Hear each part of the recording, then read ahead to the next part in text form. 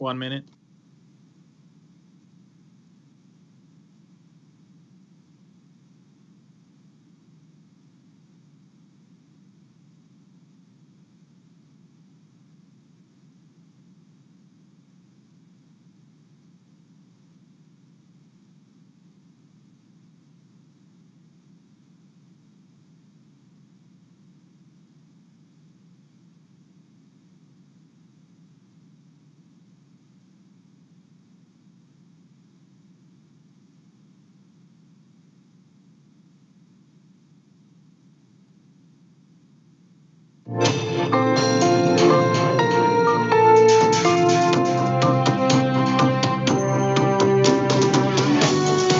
You're listening to Radio Sputnik, telling the untold.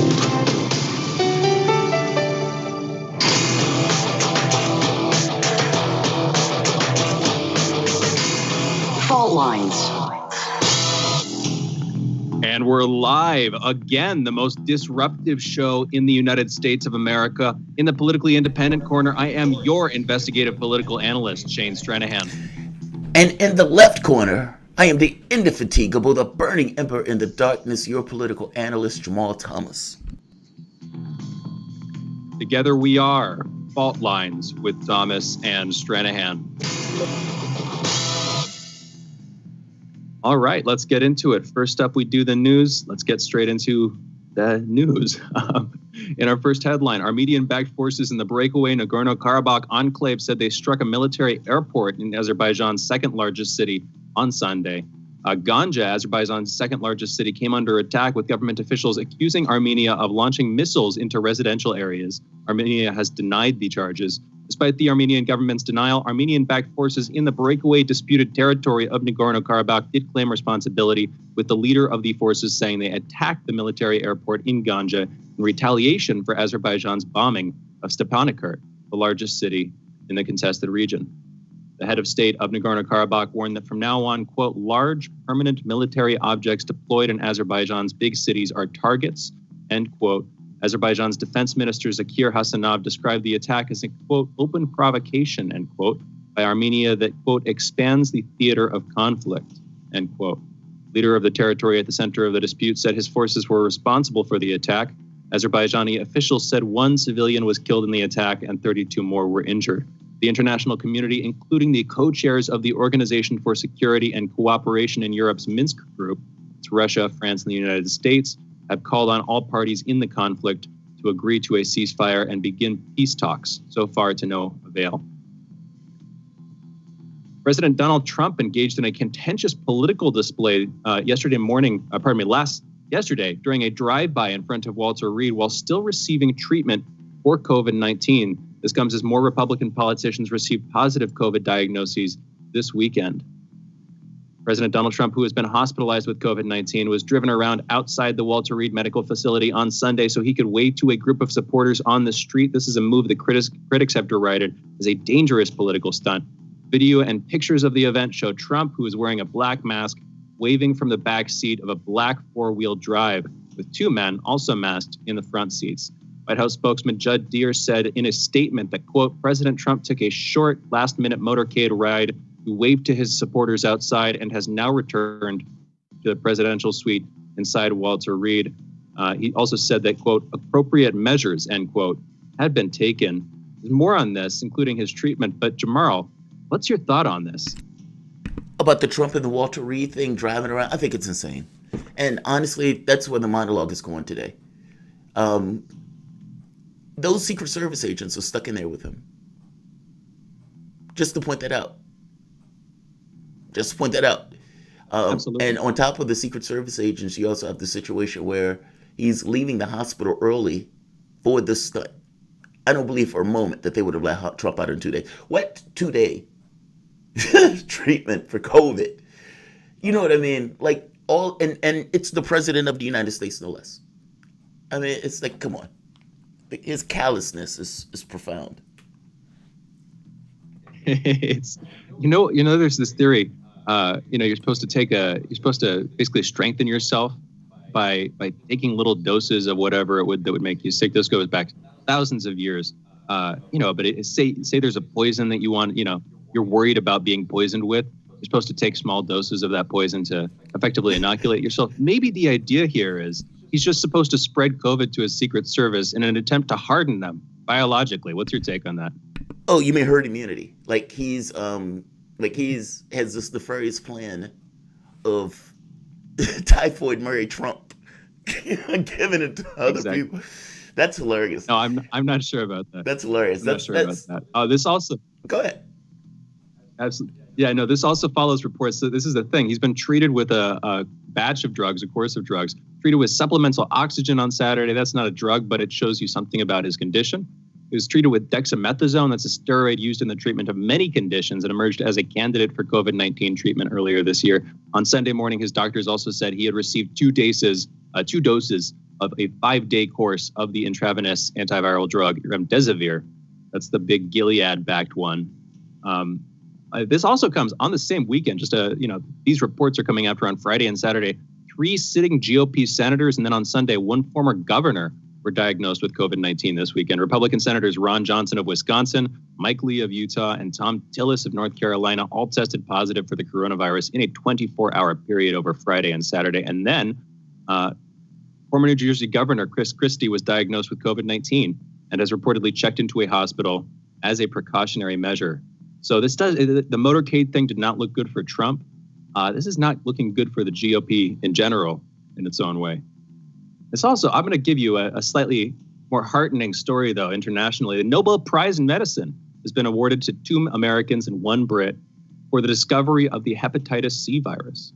So Americans Harvey J. Alter and Charles M. Rice and a British scientist, Michael Houghton, were awarded the Nobel Prize for Medicine for Physiology on Monday for, again, discovering the hepatitis C virus. Announcing the prize in Stockholm on Monday, the Nobel Committee noted that the trio's work helped expand a major source of blood-borne hepatitis that couldn't be explained by the hepatitis A and B viruses.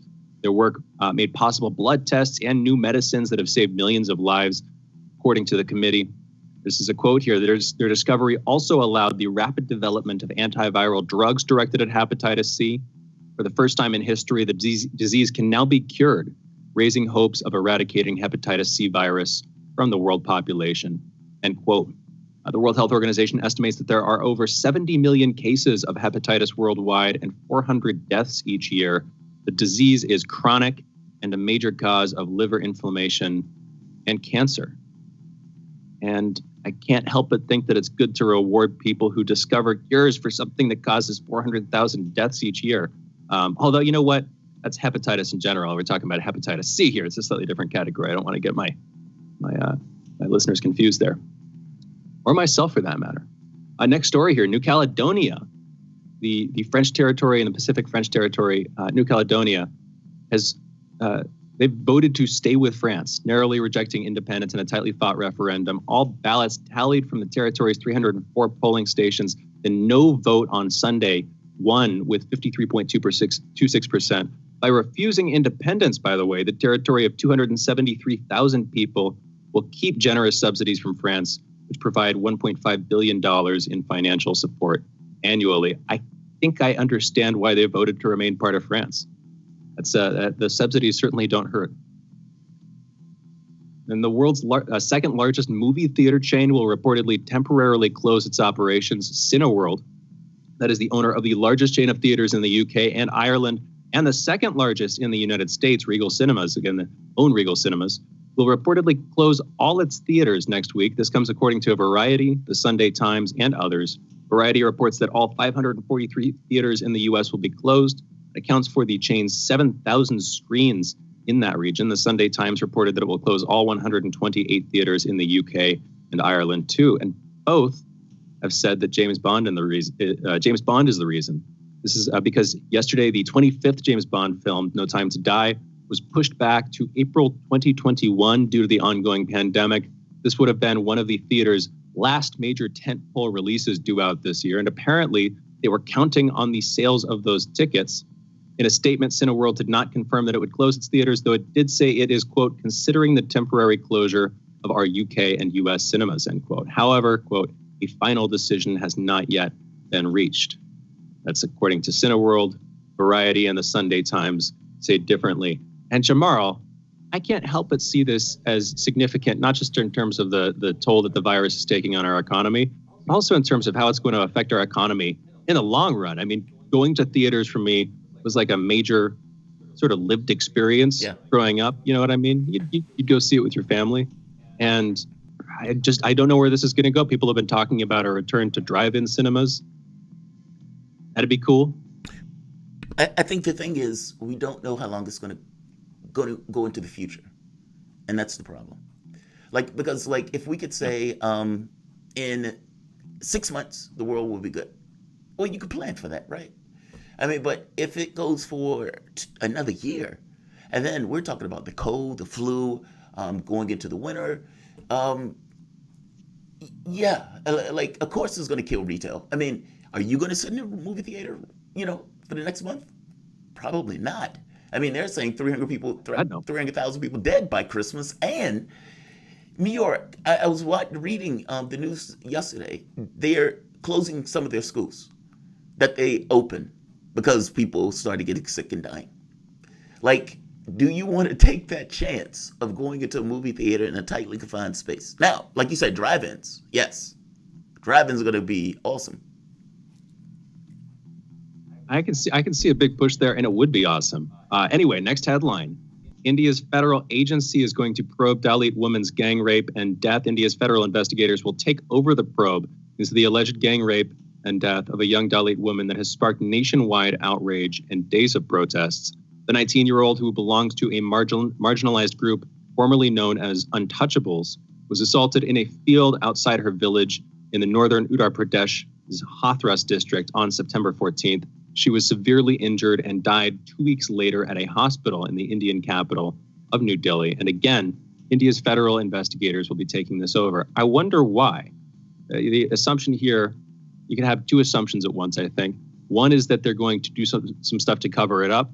The other is that they're going to do the exact opposite. They're going to investigate it in a way that local authorities might not be able to or might not want to. And I just don't know enough about the region to speculate on which of the two it is. That they're not. No, I'm sorry. I suspect it's the latter. That they're raising it up in order to investigate it because they don't believe local authorities would. Like the gang rape stuff in India is, like it's. You must understand. Some of these cases have happened where there's not justice. When I was traveling through India, there were other cases like this. I mean, I was traveling with a white woman that I met, and she was young. She was 18 years old. Now, I think I was 30 at the time. And we met at the airport. I paid her way for something, I think the hotel, and because she was going to stay in this place where it didn't have a toilet. And we, when we were walking somewhere one day, this guy like bumps up into her intentionally to grope her.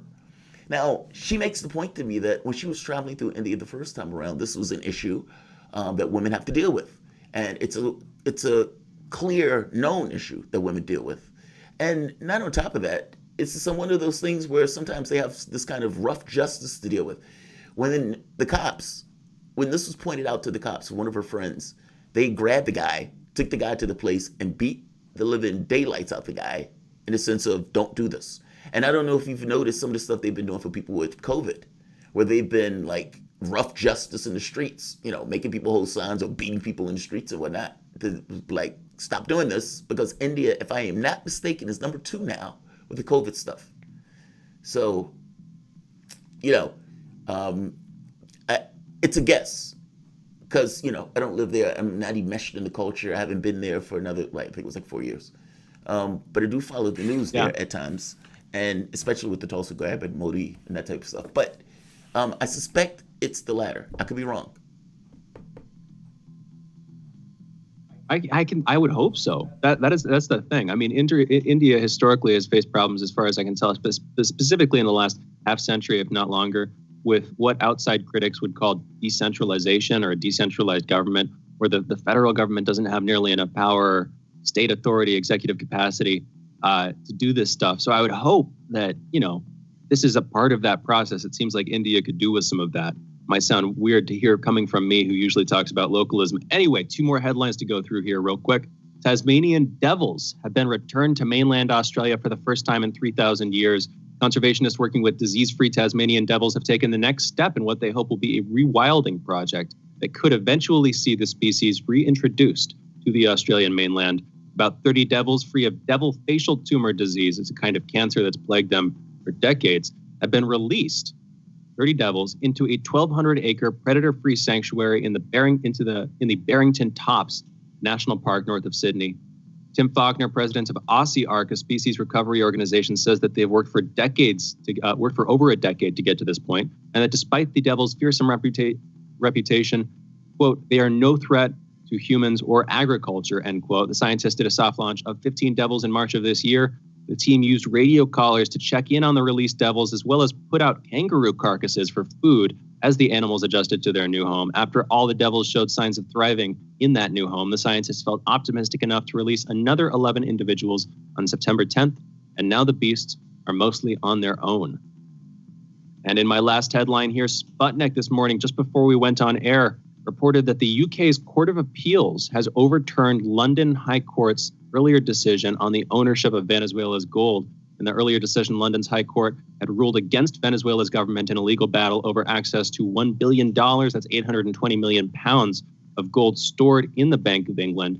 Again, Court of Appeals in the UK is overturning this. We'll see what significance that has for Nicolas Maduro and Juan Guaido and the contest there, at least, you know, in the sort of from the Western perspective, the Anglo-American perspective, one could say. With that, you've listened to our headlines on Fault Lines with Thomas and Stranahan. And I think we're going to go into a break. We'll be back on the other side of this break with Jamarl's monologue. Be right back.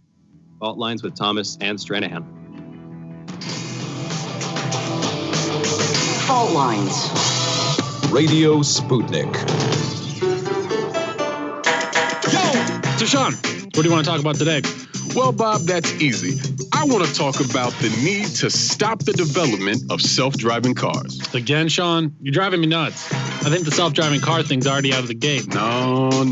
It's never too late. See, now the leading experts in the field, just pick one, whichever one, leading experts have repeatedly warned us about the dangers of artificial intelligence. Look, I'm telling you, man, we have to stop the robots by any means necessary. I see what you did there. Yep.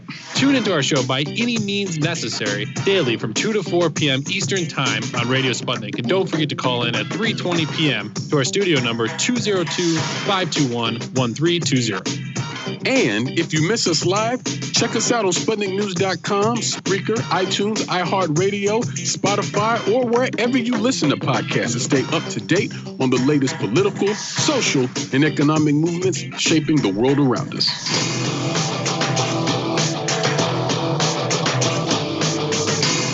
Fault Lines. Welcome back to Fault Lines. My name is Jamarl Thomas. I'm joined by my co-host Shane Stranahan, coming to you live out of our station from Washington, D.C. If you guys in the area, you can catch us on this radio station at 105.5 FM and 1390 AM.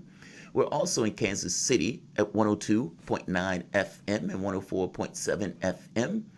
Also, if you guys are digging what Shane and I are putting down, whatever platform you're consuming this content on, give us a like and a share. If you want to join in on the conversation, feel free to do so. You can send us a chat, a tweet, and of course, you can reach us by phone at 202-521-1320. That is 202-521-1320. Your engagement makes this show what it is, so definitely do not feel shy. Definitely call in. But let's start with the soapbox hour. I guess that's what we're going to call it. I want to talk about Typhoid Mary Trump. Now, I equivocated on using that little bit, that Trump was spreading around COVID-19, because if you look at the number of Republicans that have gotten caught with COVID-19, there's been, if I'm not mistaken, 8 so far, 7 or 8, and there may be more. Because if you look at the party at the Rose Garden that these guys were schmoozing and, getting together on, there were a lot of people at that Rose Garden. And with a lot of people being at that Rose Garden, there may be a lot of other people that were exposed. Not just a lot of other people exposed. Every last person at that Rose Garden should be exposed is exposed and should be quarantining somewhere. And every last person that those people bump around with should be quarantining somewhere.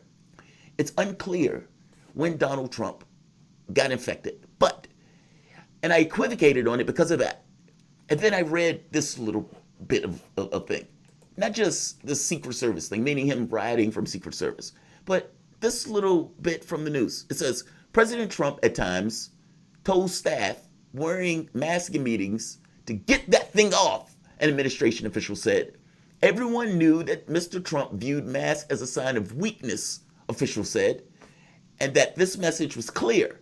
You were looked down upon if when you walk by with a mask, said Olivia Troll, a top aide on the coronavirus task force who resigned in August. Unmanly. It's unmanly to wear a mask. Think about that. This is not a factor of nature. This is not a real thing that is intersecting the human biology that's weakening and killing 200,000 people, 300,000 by December. No. It's unmanly. It's an issue of culture. It's an issue of ideology. And the other people around him, I wanted to use another word, looked at that and says, you know what, the president said this is unmanly, so I'm just going to not rock a mask. I want to go to a clip. Let's hear the first clip. I love this clip because this clip gets to the point of right here. Trump speaks from Walter Reed. Now, this is Donald Trump basically trying to tell people that he's okay. Let's play the clip. We're getting great reports from the doctors. This is an incredible hospital, Walter Reed. The work they do is just absolutely amazing, and I want to thank them all, the nurses, the doctors, everybody here. I've also gotten to meet some of the soldiers and the first responders, and what a group. I also think we're going to pay a little surprise to some of the great patriots that we have out on the street, and they've been out there for a long time, and they've got Trump flags, and they love our country. So I'm not telling anybody but you, but I'm about to make a little surprise visit. So perhaps I'll get there before you get to see me. But I just, when I look at the enthusiasm, and we have enthusiasm like probably nobody's ever had. Our people that love the job we're doing, we have more enthusiasm than maybe anybody. So it's been a very interesting journey. I learned a lot about COVID. I learned it by really going to school. This is the real school. This isn't the let's read the book school. And I get it, and I understand it. And it's a very interesting thing, and I'm going to be letting you know about it. In the meantime, we love the USA, and we love what's happening. Thank you. Anything that comes out of Trump's mouth about COVID is probably going to be a lie. What probably happened, he probably browbeat his doctors. He probably had his goons that were around him pushing his doctors, saying, you got to get the president out. You got to get the president out. I don't know if you've heard the doctor's commentary, but it didn't necessarily sound the most honest in the world. Also, the drugs that Trump has given, despite them saying, oh, it's mild, it's not that big of a deal, they've been oxygen drops. He's been given experimental medication, reverserone, Redismir, zinc, vitamin D, phytonadione, that's just a stomach thing, aspirin.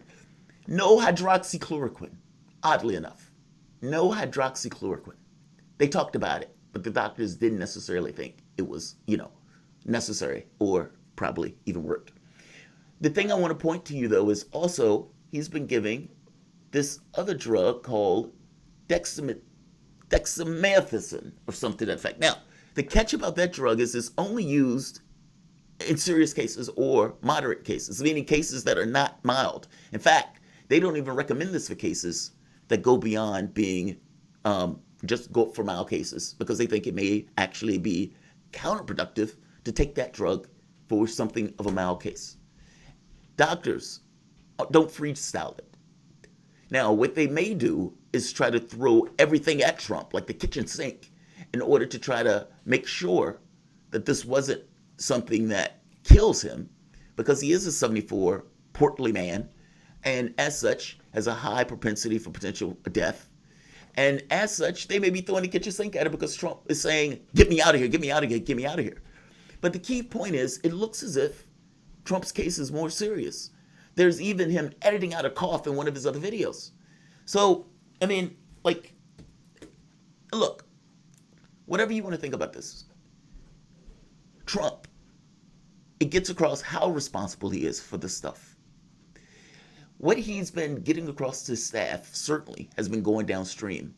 And Donald Trump has been one of the greatest purveyors, if I'm not mistaken, the greatest purveyor of misinformation that has been going out about this particular illness and about this particular disease. Meaning, whether or not the people were asymptomatic, whether the people accepted what Donald Trump was saying and basically say, hey, this is not that big of a deal, I'm going to run with it, whether they themselves picked up from the president that it was unmanly or even that it was a political thing not to wear a mask, he's responsible. You know it is, from a probabilistic standpoint, not only from the standpoint of his incompetence from being in that office, but also from the standpoint of the theme he set at the very top, utterly and infinitely irresponsible. God got involved because the fabric of the universe itself would have ripped apart if Donald Trump would have got out of this without getting this particular illness and this particular virus, especially when it's one of those situations where Americans are dropping dead either by following him in deed or from the standpoint of policies that Donald Trump allowed to basically, or not allowed, or didn't get past, either economically or dealing with material, physical health. I am okay with saying I'm good with Trump being sick. And I've said before, I want it to hurt and I want it to burn. Call me a bad person. But for the lives that he has lost, for the people that he has gotten sick, for the other people that he's passed it on to, this is God's work. What do you think, Shane? On a human level, I don't begrudge you for wanting him to be hurt, but on a slightly higher than human level, on the part of human nature that wants to surpass human nature by being ethical in some higher way, I don't want you to wish him poorly just because he did arguably kill tens of thousands of people through inaction. There are a couple of ways we can go here, though. I was sick. I'm much less sick now, thanks to fasting. By the way, maybe try that out. I don't know. I'm not going to throw that as a legitimate medical recommendation. I don't have the authority, but I'm just going to briefly note whenever I've had a flu, a cold, anything like that, fasting through it has really done wonders for my immune system, just compared to the previous track record. That's literally just me revealing my personal anecdotal experience. That's all. Anyway, your body. What I was thinking about while I was sick was. Oh no, you're good. You're good. What were you going to say? Nothing. Keep going. Okay. It's just what I was thinking about was with Jair Bolsonaro earlier on, with Boris Johnson earlier on, now with Donald Trump, you have these three populist, that's the only word that I'll use, populist leaders. You can argue with that on they're all tied into the establishment in their own ways, but they explicitly ran by rejecting the political establishments in their countries, as far as I can tell. You have these three populist leaders who've gotten sick. All of those countries have faced serious problems. Now, why is that? It's easy for us to blame the leaders, but another way of looking at this is that they are populist leaders because is one way of spinning it, at least one way of looking at it, and it's the way that I do, because they were rebelling against the failed political systems in their countries. And while we should we should blame them for whatever our blame would be worth, they also, again, we're responding to failing political systems. And if the medical establishments within those countries appear to have failed or appear to have decayed, or just not, weren't very good in the first place, I don't know about Brazil, then that would be part of it too. I guess I'm pointing out there's an interesting connection here where, again, all three of these leaders notoriously got COVID. People were sort of waiting with bated breath for Trump to get COVID. But I don't think it's anything about their political leadings. And I wouldn't even give some blame to them. But I can't help but see this as also just an indictment of the medical systems and therefore of the political establishments within those countries. What's your take on that, Jamarl? But see, it is their political leanings. I mean, you don't think that it's all of these guys are right wingers? That all of these guys, like Boris Johnson, was calling for herd immunity. Trump basically would have went for herd immunity. Modi, same. Bolsonaro, same. And the left-wing governments tend to have been more not this way. It is political ideology. I mean, Trump saw it as being unmanly. I mean, what right? I guess. Can you imagine? No, I hear you. here's my point with that, is that there's definitely a part of it, and that's what the media is going to make it about when they make this comparison. I've already seen some outlets making this comparison, but I don't think it's just that. I wanted to get the other side in. It seems to be happening in those countries because those countries have uniquely flailing political systems right now. I would want to look a little bit more closely at Brazil, but the UK and the US, and from what I've heard, Brazil too, each have deep critical problems structurally.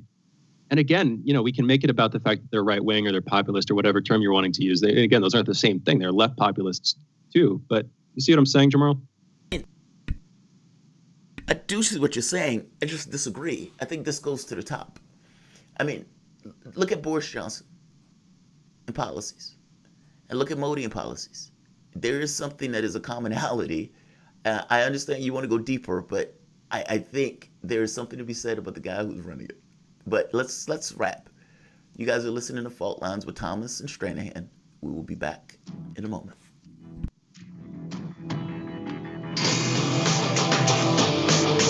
Fault Lines. You're listening to Radio Sputnik. Epidemics and pandemics could kill millions of people, and they actually did. Centuries ago, deadly outbreaks called the Black Death, the plague of Justinian, and the Spanish flu ravaged countries, empires, and whole continents. Some of these diseases are still present around the globe. Others have become a thing of the past. Discover how these ancient and not so distant outbreaks from previous centuries differ from modern-day SARS, MERS, and coronavirus pandemics.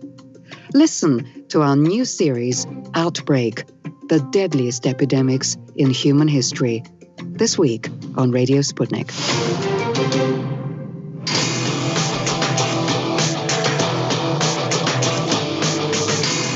Fault Lines. Welcome back to Fault Lines. My name is Jamarl Thomas. I am here with my co-host, Shane Stranahan. We are with one of our favorite guests, Maram Sousli, also known as Partisan Girl or Syrian Girl, the political commentator, geopolitical analyst, and of course, chemist. Maram, welcome back to the show. Hi guys, thanks for having me on. Absolutely. So one of the things I want to discuss, you were dealing with a story called BBC is not covering Syria correctly. Now, I would say, no duh, first of all. But what specifically are they screwing up in regards to their coverage, and do you believe it's intentional, or do you believe it's incompetence?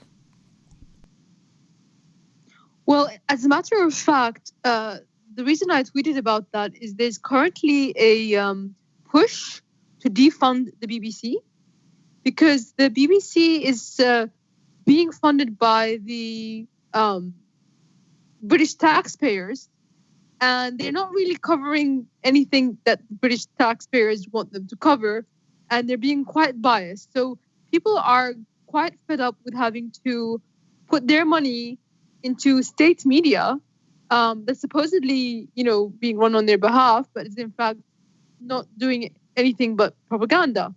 And just to add, my own take with my experience with the BBC is that that propaganda actually promoted Al-Qaeda in Syria, and they created this fake chemical weapons attack in 2016 with their BBC Panorama program. Now, this was extensively covered. They had a team. One of them was a doctor called Rula. And, she actually was filmed twice answering the same interview question. And in one film, she called the attack some kind of napalm. And in the other film, she repeated the same sentence, but she replaced the word napalm with chemical weapon. And this was big news at the time. And I'm just sort of reminding people how the BBC was, using UK taxpayers' funds to create these fake stories in Syria. And, they should be defunded. It should be not compulsory for the British public to actually pay for it.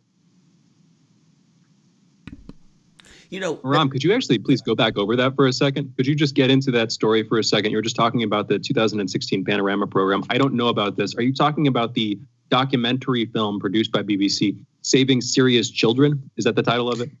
Correct, exactly right. There has been some extensive research done on that fabrication by the BBC Panorama program, Saving Syria's Children.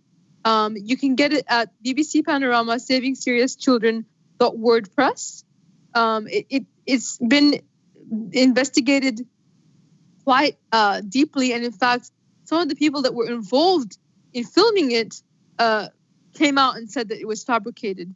The person who investigated it is Robert Stewart. He's been basically going through it for years.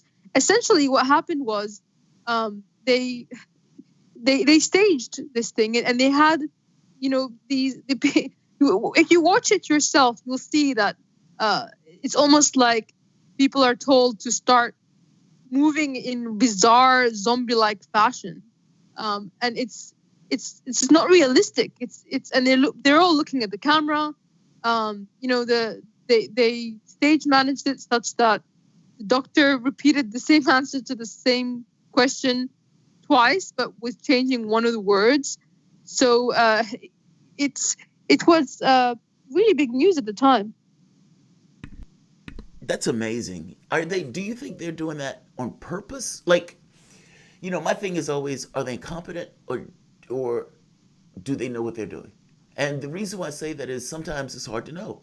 When Tulsi Gabbard goes on Jake Tapper and say, hey, we're paying terrorists in Syria, Jake. And Jake stumbles backwards.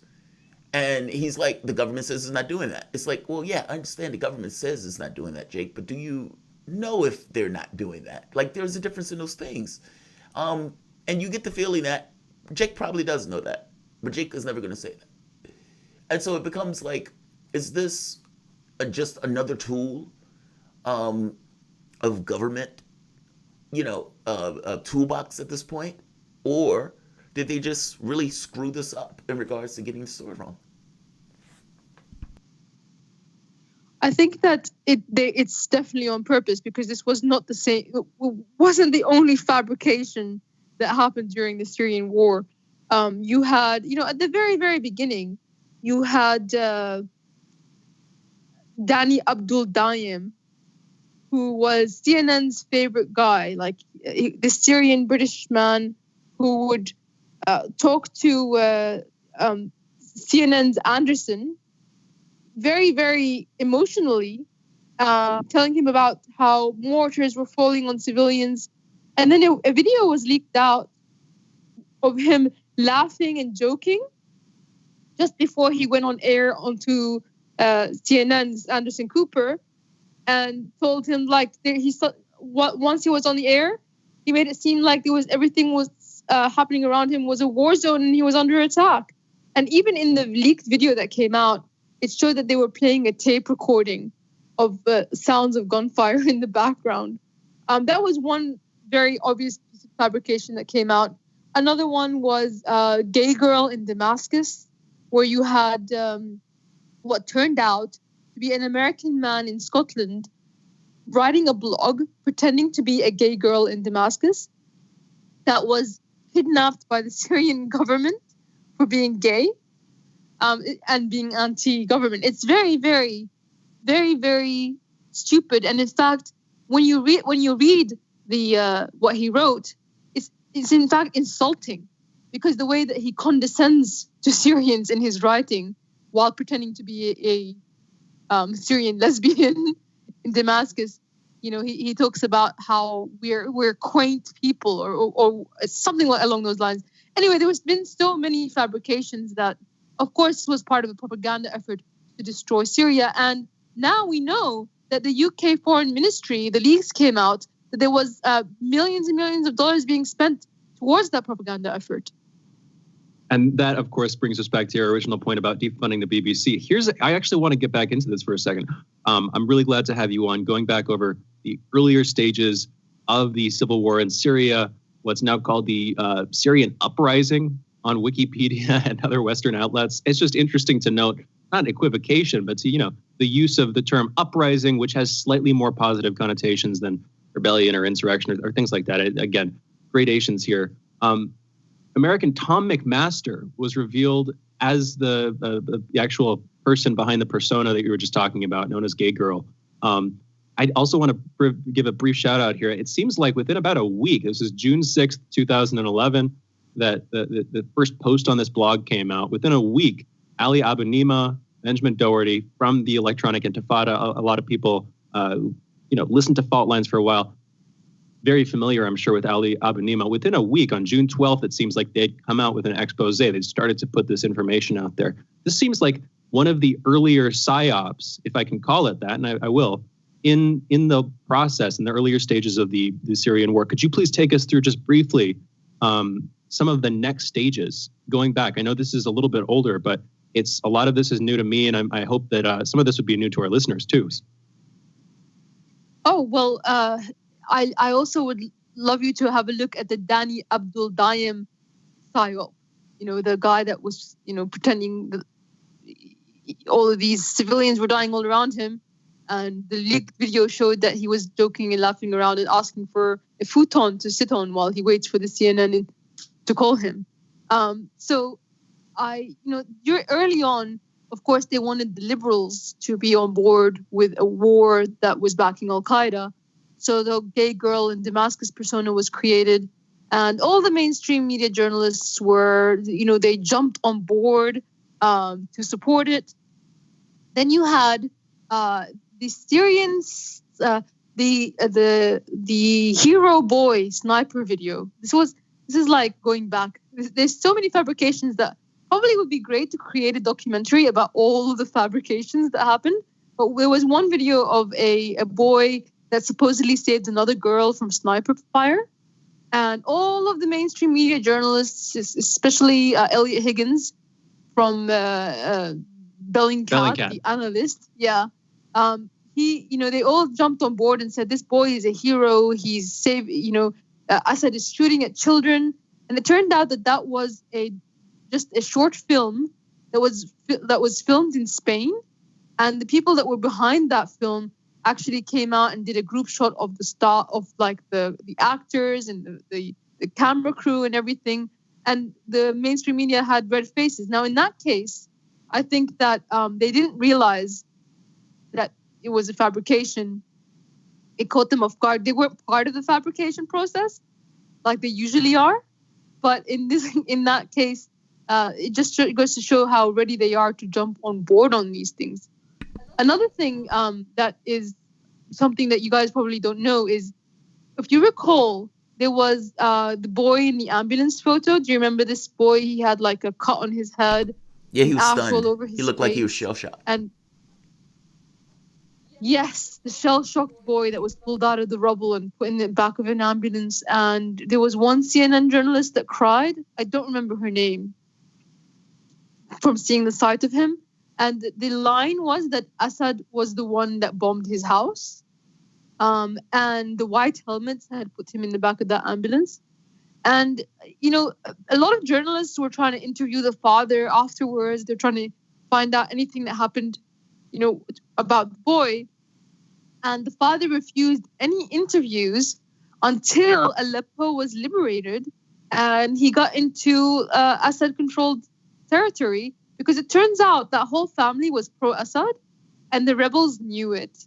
So they were the ones that attacked the house and injured the boy and then used him in that photo shoot, which went viral around the world. And the father actually explained all of this in an interview with Syrian journalists 6 months later when Aleppo was actually liberated. So he actually refused thousands and thousands of dollars from mainstream media journalists to be interviewed because he didn't want to be used for their propaganda. That's astonishing. Maram, let's do this. Let's wrap. And let's take a slightly early break, and we're going to bring you back a little bit early just so we don't cut you off because anything I ask you at this point, I'm going to have to cut you off. So let's do this. This is Maram Sousley, political commentator, geopolitical analyst, and chemist. You guys are listening to Fault Lines with Thomas and Stranahan. We will be back in a moment.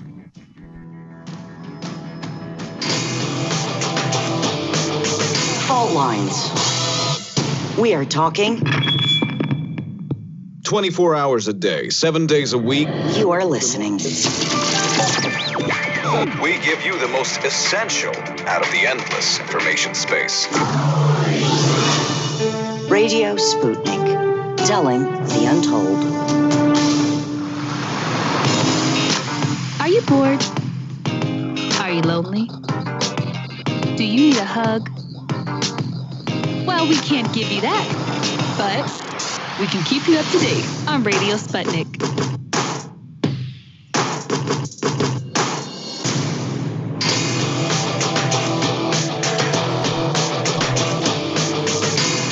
Fault Lines. Welcome back to Fault Lines on Radio Sputnik. My name is Jamarl Thomas. I'm joined by my co-host coming to you from the capital of the earth, Washington, D.C. I'm Shane Stranahan. We're also joined by Maram Sousley, political commentator, geopolitical analyst, and chemist. Again, welcome back to the show, Maram. Thanks for having me on, guys. Excellent. So we're really going back into memory lane, aren't we? I know, right? What do you mean? You said we're going back to it's the last few years of the war. Oh, yeah. He's, I think he's trying to get a context. Like, so it's like, kind of like, how did this start and why did this start? And not just why, like the mechanics of it. I think that's what he's trying to, like, nail down. Because sometimes it's interesting how that stuff unfolds, like when you're on the ground looking at it. My question, and I kind of wanted to point to something that you mentioned. You mentioned the point that, like, all of these fabrications. Well, the only way you get away with a fabrication is if the person doesn't know it's a fabrication. Meaning, they have to have a context of what you're giving them for that fabrication to fit in, for them to say, okay, this is fair game. Otherwise, it doesn't work.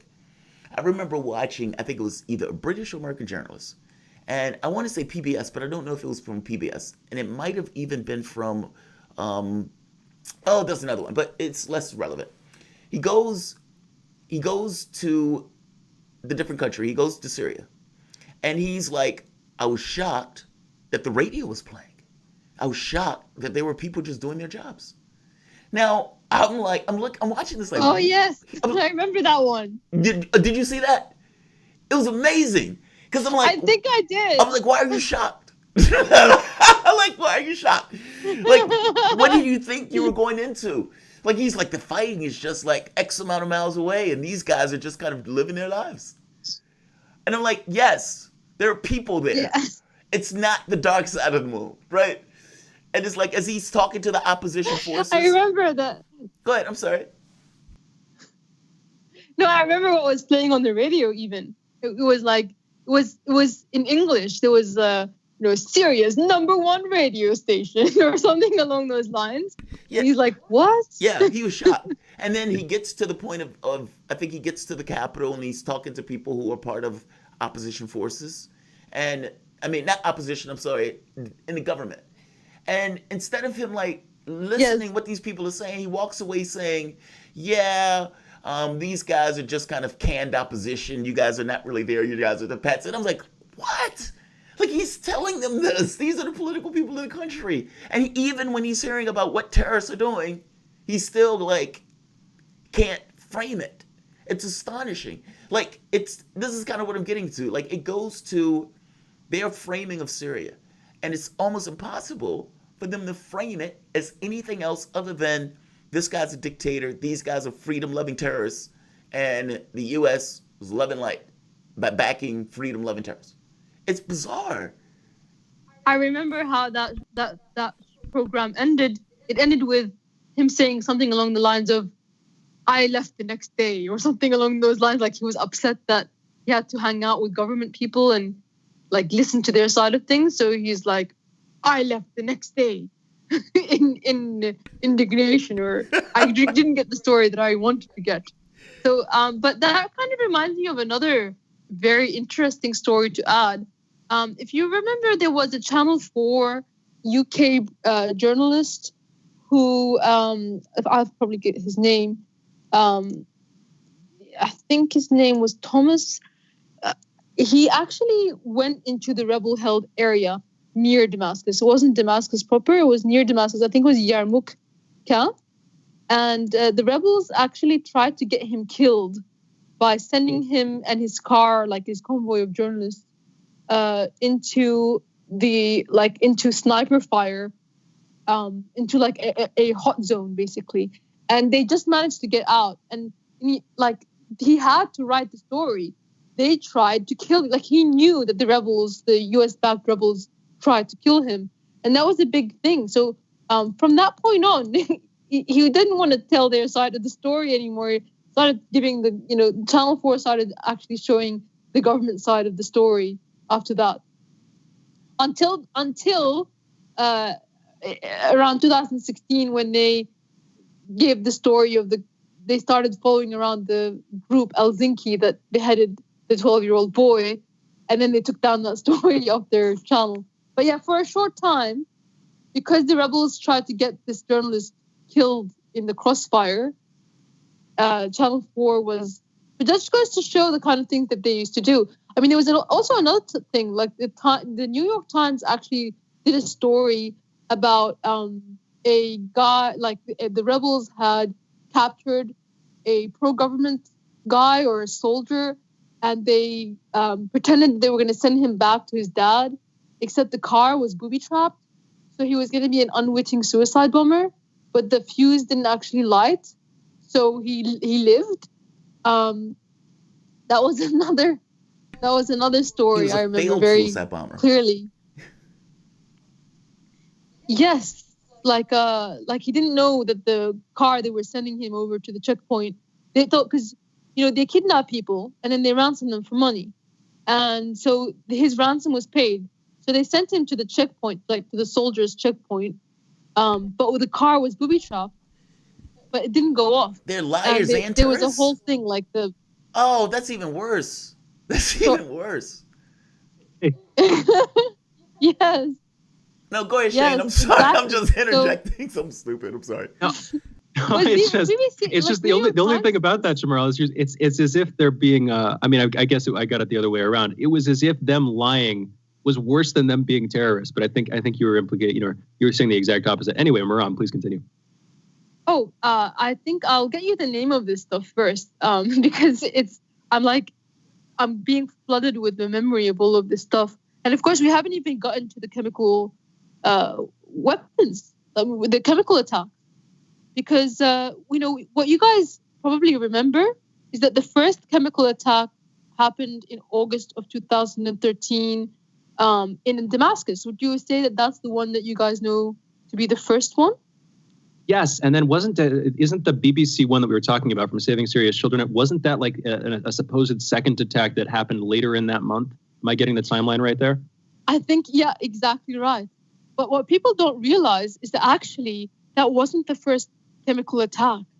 The very first chemical attack was 3 months prior in Aleppo, and it targeted a government-held area, and soldiers actually died. So do you remember that the OPCW had arrived in Damascus on the same day that the sarin gas attack occurred? Really?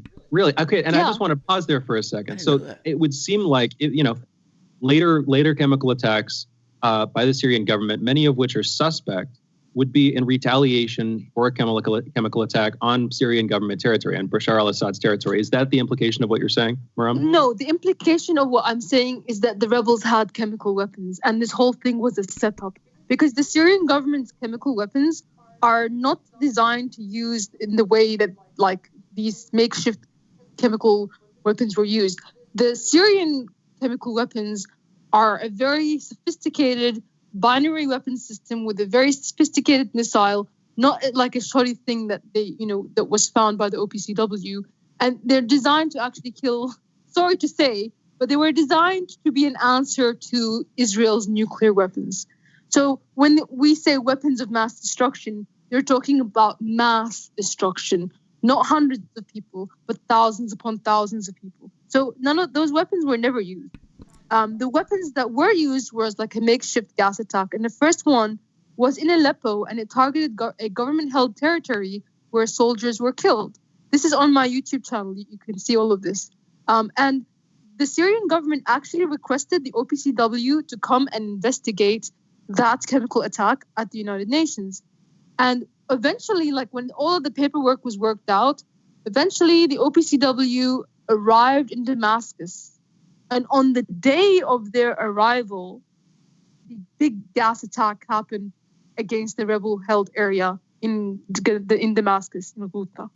Wow. So whoever... Just to put a time on it, I believe this was March 19th, 2013. That would put it at about the 6-month earlier mark. Is that about right? Does that sound right, Maram? If my memory serves me well, it was August. I think the first one was March, the one I'm talking about in Aleppo. But if I recall correctly, though it was August. Yes, the Damascus one was August, and the Aleppo one, I believe, which your media doesn't ever talk about, was in March, if I recall correctly. Probably maybe April, in fact. I think it was March 19th. This is from the Arms Control Association, armscontrol.org. I'm looking at an article. Thank you so much for being with us and going over this, Maram. We've got to get you back because there's clearly a lot more to cover, and we want to give you more time so you've got more time to, walk down memory lane again. Although it's not going to be a pleasant walk. But yeah, March 19th, 2013. Just to quote, alleged chemical weapons attacks were reported in Syria's two main cities, the Khan al-Assal neighborhood of Aleppo and the Damascus suburb of Al-Ateba. Right. Yep, absolutely. You've got it. So thank you so much. And next time I'll try to put it in a timeline, and we'll organize it much better. If that's how and then make a documentary about it. Well, yeah, it's on my list. It's one of the things I've got to do before I die. My bucket list. Thanks, Maram. Now, please. Please. Go for it, Jamarl. You guys are listening to Maram Susli, political commentator, geopolitical analyst, and chemist. Maram, where can they find your content, by the way? Oh, if you'd like to scroll through my YouTube background history, YouTube is currently attacking me because of, I have war footage and they don't like it, so they're trying to censor it. But you can get me on Syrian Girl Partisan on YouTube, or Twitter Partisan Girl, or Facebook, also Partisan Girl. Very cool. Thank you. Thank you so much. Absolutely. Shane, this is the serious stuff. This is within my memory, if that makes sense. And so it's one of those things where when this topic comes up, you remember what has taken place along the way. Like, for example, you remember when Obama kind of made the point of, red line. You remember when he was going to launch a missile strike just because he said there was a red line. And when you ask the question, like, wait a minute, what do we have to do with this? That doesn't really matter. That doesn't really come up. Nobody really cares. You remember when Vladimir Putin kind of made the point, hey, why don't I, basically being a peacemaker, and comes up with a plan to get rid of the chemical weapons, and Obama finds that to be passable. And it's like you find one thing after the next. You would have chemical weapon strikes, despite the fact that Syria was at, 95% of its territory back? And you're like, why would they do that? And it's like, he's a bad guy. It's like, that was the excuse. He's a bad guy. That's all that was necessary. Like, I guess my point is, the context of this country when it's looking at it is so warped that it doesn't pry. There doesn't seem to be that next thought of, wait a minute, why? The why seems to be missing. And it seems to be boiled down to he's a bad guy, so it doesn't matter. But here's the thing. I have, like you, a lot of this stuff is in my memory. Maybe more of it is in your memory than mine. But there's one upside to my ignorance here, which is we can probably use it as an opportunity to walk back through the early stages of not just this conflict, but of various conflicts of the history of different things throughout history with great guests. Part of the problem with this stuff is you start looking into it and you know that you can't trust the Western media on some things. You know that there are going to be some things that we've gotten wrong, whether it's the States or in the UK. But thankfully, with the help of guests like Maram, it's almost like a decoder ring. You know, one of those little things that you can use to go through and figure out what's being hidden in documents. Hopefully, we can do that with history on many other subjects. Regardless, we've got to go to a break. Thank you again, Maram, for joining us. You're listening to Fault Lines with Jamarl Thomas and Shane Stranahan. We will be back in a minute with headlines.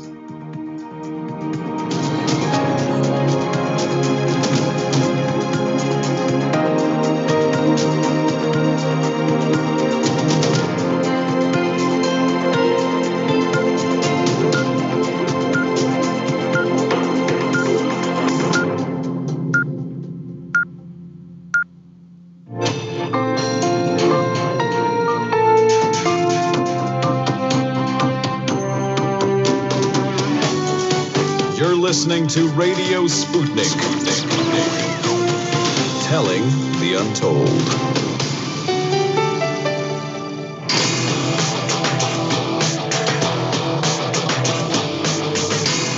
Fault Lines.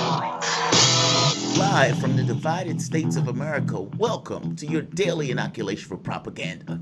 In the left corner, I am the indefatigable, the last antibody to a sick and seizing political system, your political analyst, Jamarl Thomas.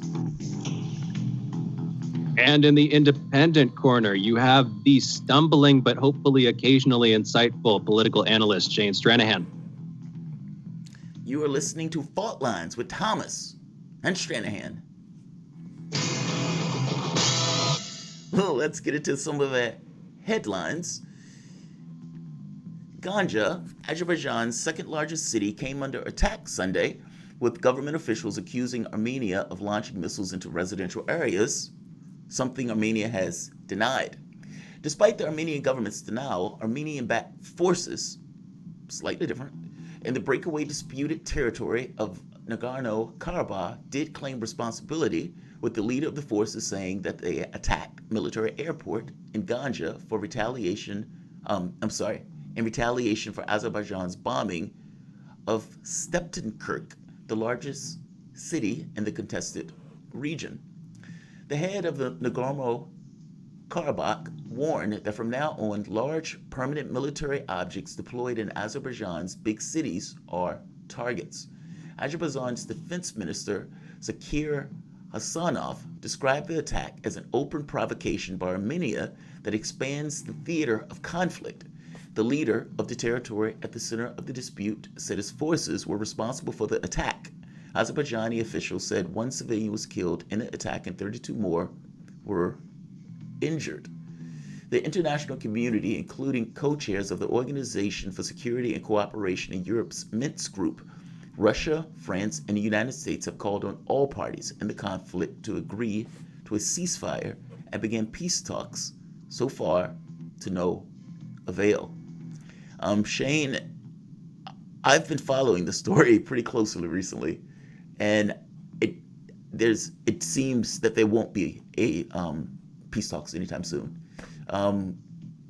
Look, you know, when I frame the world, especially when I look at international politics, and granted, this is just because of where the world that we're in, I have continuously said there's no such thing as international law. And you and I have argued over this, where I've made the argument that rights are basically taken, meaning whether I have something or not, my ability to protect it is the thing that allows me to keep it, not ideology. Now, don't get me wrong. Over a period of time where ideology becomes ensconced, then yes. But up to that point, and even beyond that point to some degree, it's not. And so like for example, Venezuela, hey, you have resources that we want. So we're going to put pressure on you to get rid of those resources. We're going to use any excuse in the world to do that. And we did the same thing to South America. And you can look at other countries around the world that would do the same thing. When they get an advantage, they press the advantage. My fear here is that's what's happening here, because nobody entirely knows the inciting incident. And so it becomes like, why did this start? At least not that ever. It's not entirely clear on what sparked this. And so it's this we should come back in about an hour and a half. We should talk about the rights thing and the issue of legitimacy. You're talking about international law, whether it's even possible. The one note that I'll bring in on the Nagorno-Karabakh conflict here is how little it's being covered in Western media. If you look around CNN, MSNBC, Drudge Report, various outlets and curators, news curators, you don't really see that much of it. You see it popping up occasionally. I'm going to contrast that with Sputnik's coverage, RT's coverage. I'm seeing good coverage from Al Jazeera. I'm seeing good coverage from, not directly Western affiliated sources, which is striking considering the fact that the Nagorno-Karabakh conflict has been called like one of the major potential flashpoints in wider Europe. One of these huge potential frozen conflicts that could at any point unfreeze. We're seeing that right now. Anyway, I don't think they get the severity of this. Like, honestly, and the point I'm making here and the way I was going with this is there's not the thing there that stops this. Like the thing that says that creates the friction for two parties to kind of go at it. It seems to be lacking. And so it seems to be a conflict that doesn't seem to have any hedge. And so it seems to be exacerbating and getting worse. I mean, they're just at the second largest city. So, yeah, this is bad news. And like you said, the Western media doesn't seem to kind of grasp how significant this is. And they may think, oh, this is going to go back to normal. But at the very least, from my perspective, it doesn't seem to be that way. So this is a fascinating story. And I got to be honest, Russia's role in this fascinates me to no end. So we'll definitely continue to cover it. President Donald Trump, who has been hospitalized for COVID-19, was driven around outside the Walter Reed Medical Facility on Sunday so he could wave to a group of supporters on the street in a move that critics have derided as a dangerous political stunt. Video and pictures of the event show Donald Trump wearing a black mask covering from back seat on the black four-wheel drive with two men, also masked, in the front seats. President Trump took a short last-minute motorcade ride to wave to his supporters outside and has now returned to the president's suite inside Walter Reed. White House spokesman Judd Deere said in a statement, appropriate measures have been taken, he added. This follows reports that Trump was treated with supplemental oxygen on Saturday and was being treated with dextromethasone, a steroid used in the treatment of many conditions which emerged as a candidate for COVID-19 treatment earlier this year. On Sunday morning, his doctors... Dexamethasone. Thank you. That word, thank you, dexamethasone. On Sunday morning, doctors also said that he received 2 doses, a 5-day course in the intravenous antiviral drug, remdesivir. 3 sitting GOP senators and 1 former governor were diagnosed with COVID-19 this weekend. Republican Senator Ron Johnson of Wisconsin, Mike Lee of Utah, Tom Tillis of North Carolina all tested positive for COVID-19 over a 24-hour period over Friday and Saturday. Former New Jersey Governor Chris Christie was diagnosed with COVID-19 and reportedly checked into a hospital as a precautionary measure. Note on the Chris Christie one.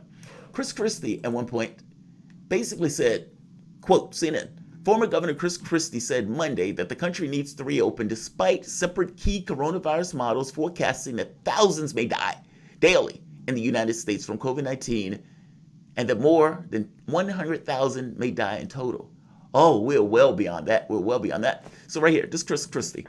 Of course, everybody wants to save every life that they can, but the question is towards the end, is towards what end ultimately, Chris Christie said.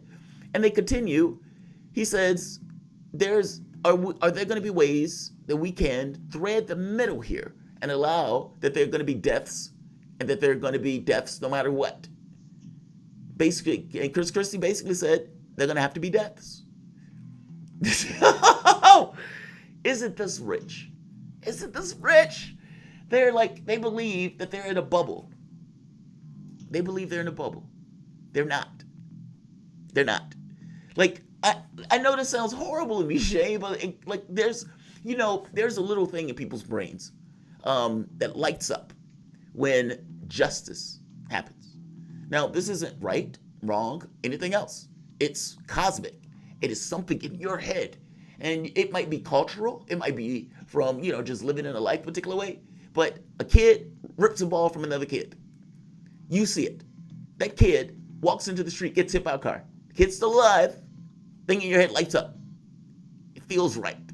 Now, you might hit you. You're like, oh, I should be a better person than that. I should be a better person than that. But your brain is not. Shane? I mean, this is one of those fundamental. Go ahead. I'm sorry. I guess my point is like all of these religious people coming down with it have basically followed Trump's line. And they've been at the Rose Garden. They've been cruising around without the mask on and everything else. And all of these guys infinitely predictably got caught by God, personally. I mean, if you're going to bring God into it, I mean, as far as I can tell, the whole Judeo-Christian lineage thing, not that that's the only religion that God is associated with, of course, but it's about avoiding the kind of rampant cycles of conflict and retaliation that would lead people, through a pursuit of justice to increased bloodshed and conflict and eventually potentially war on a large scale. I mean, I get what you're saying.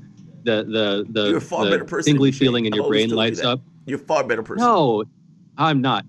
No, I get that feeling too, man. I'm not saying this because I don't feel it. I'm just saying it because I don't know that we should live in a society where we reward those kinds of feelings. And it's up to us through culture and conversation to, disapprove of each other when we express them too loudly. Let me ask you that. Do you think that's cultural? Like, do you think that's one of those things where human beings have been seeped in a culture like this for so long that your brain just accommodates it?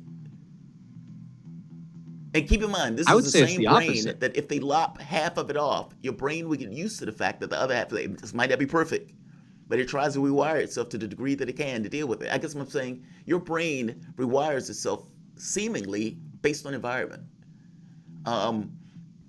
Is that an environmental thing? Or do you think that's a us thing? Both. Yeah, there's no splitting the nature from the nurture or the chicken from the egg. To use the wider idiom. No, we can't separate that stuff. All that we can do is look at the pursuit for vengeance and justice and try to balance that with, compassion and forgiveness. That's all. That's my take. No. You miss what I'm asking. So under normal circumstances, all we know is this. This is what we've soaked in for 43 years. I know I don't look it. I've soaked in this. And from the time of history to now, and we've had a bloody history. And that bloody history, that's the stuff we learn in school. That's the stuff that we idolize oftentimes. John Wayne, a man with a gun. We watch John Wick kill, 100 people for a dog? But it's okay because he's killing hitmen, and hitman is like killing Nazis of sorts. And so we watch it, we enjoy it, we love it, we go home. Like I'm saying, that thing in our head that says it is okay for John Wick to kill those 100 people because they killed that dog. I felt that way. And I was like, whoa, is that right? Like, is it that we've soaked into that for so long in our society, our history, the way we've grown up, the way we pursue the world, all that stuff, that a brain accommodated. And if we grew up, for example, in a completely different culture, radically different culture, have you seen The Gift? I have not. I've read it. That culture is radically different. They don't have emotions. They take a pill that gets rid of young emotions. Adult novella.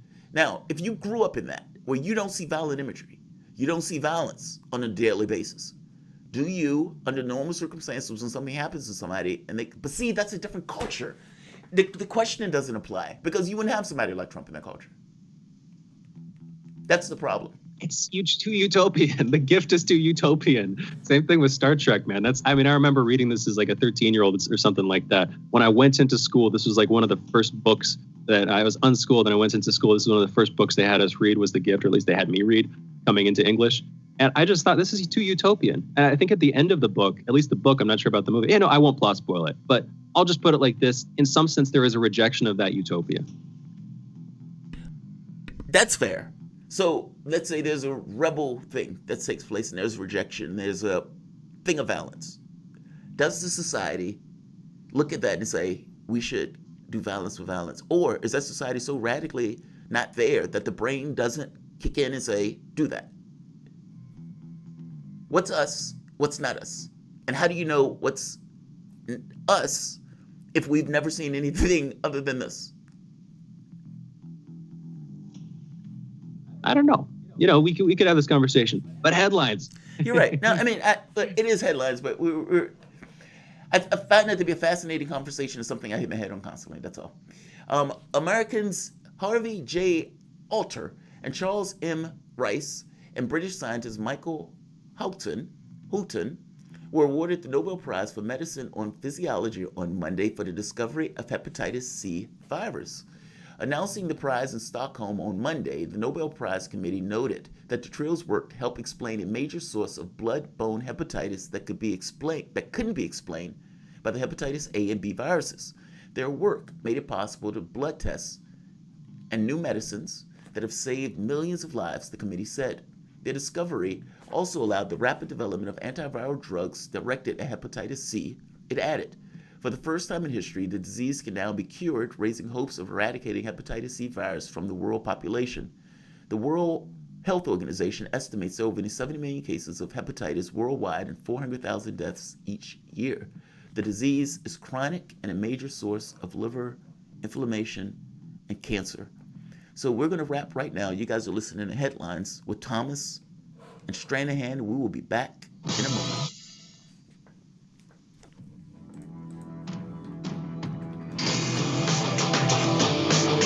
Fault lines. Want to talk? Get in touch with us at radio@sputniknews.com. Feeling kind of blue, but maybe also kind of red, and kind of purple, and kind of alone? You've got a friend on Radio Sputnik. Tune into Political Misfits from 12 to 2 Eastern Time, Monday through Friday, for news, politics, and culture without the two-party bias. Catch us daily on 105.5 in Washington, D.C., or 102.9 or 104.7 in Kansas City. Or find us on Twitter, Facebook, YouTube, Spotify, or wherever you get your news. Still getting at him.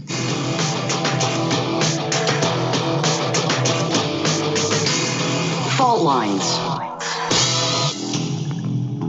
And we're back. You're listening to Fault Lines with Thomas and Stranahan. A heady debate at approximately 8:10 a.m.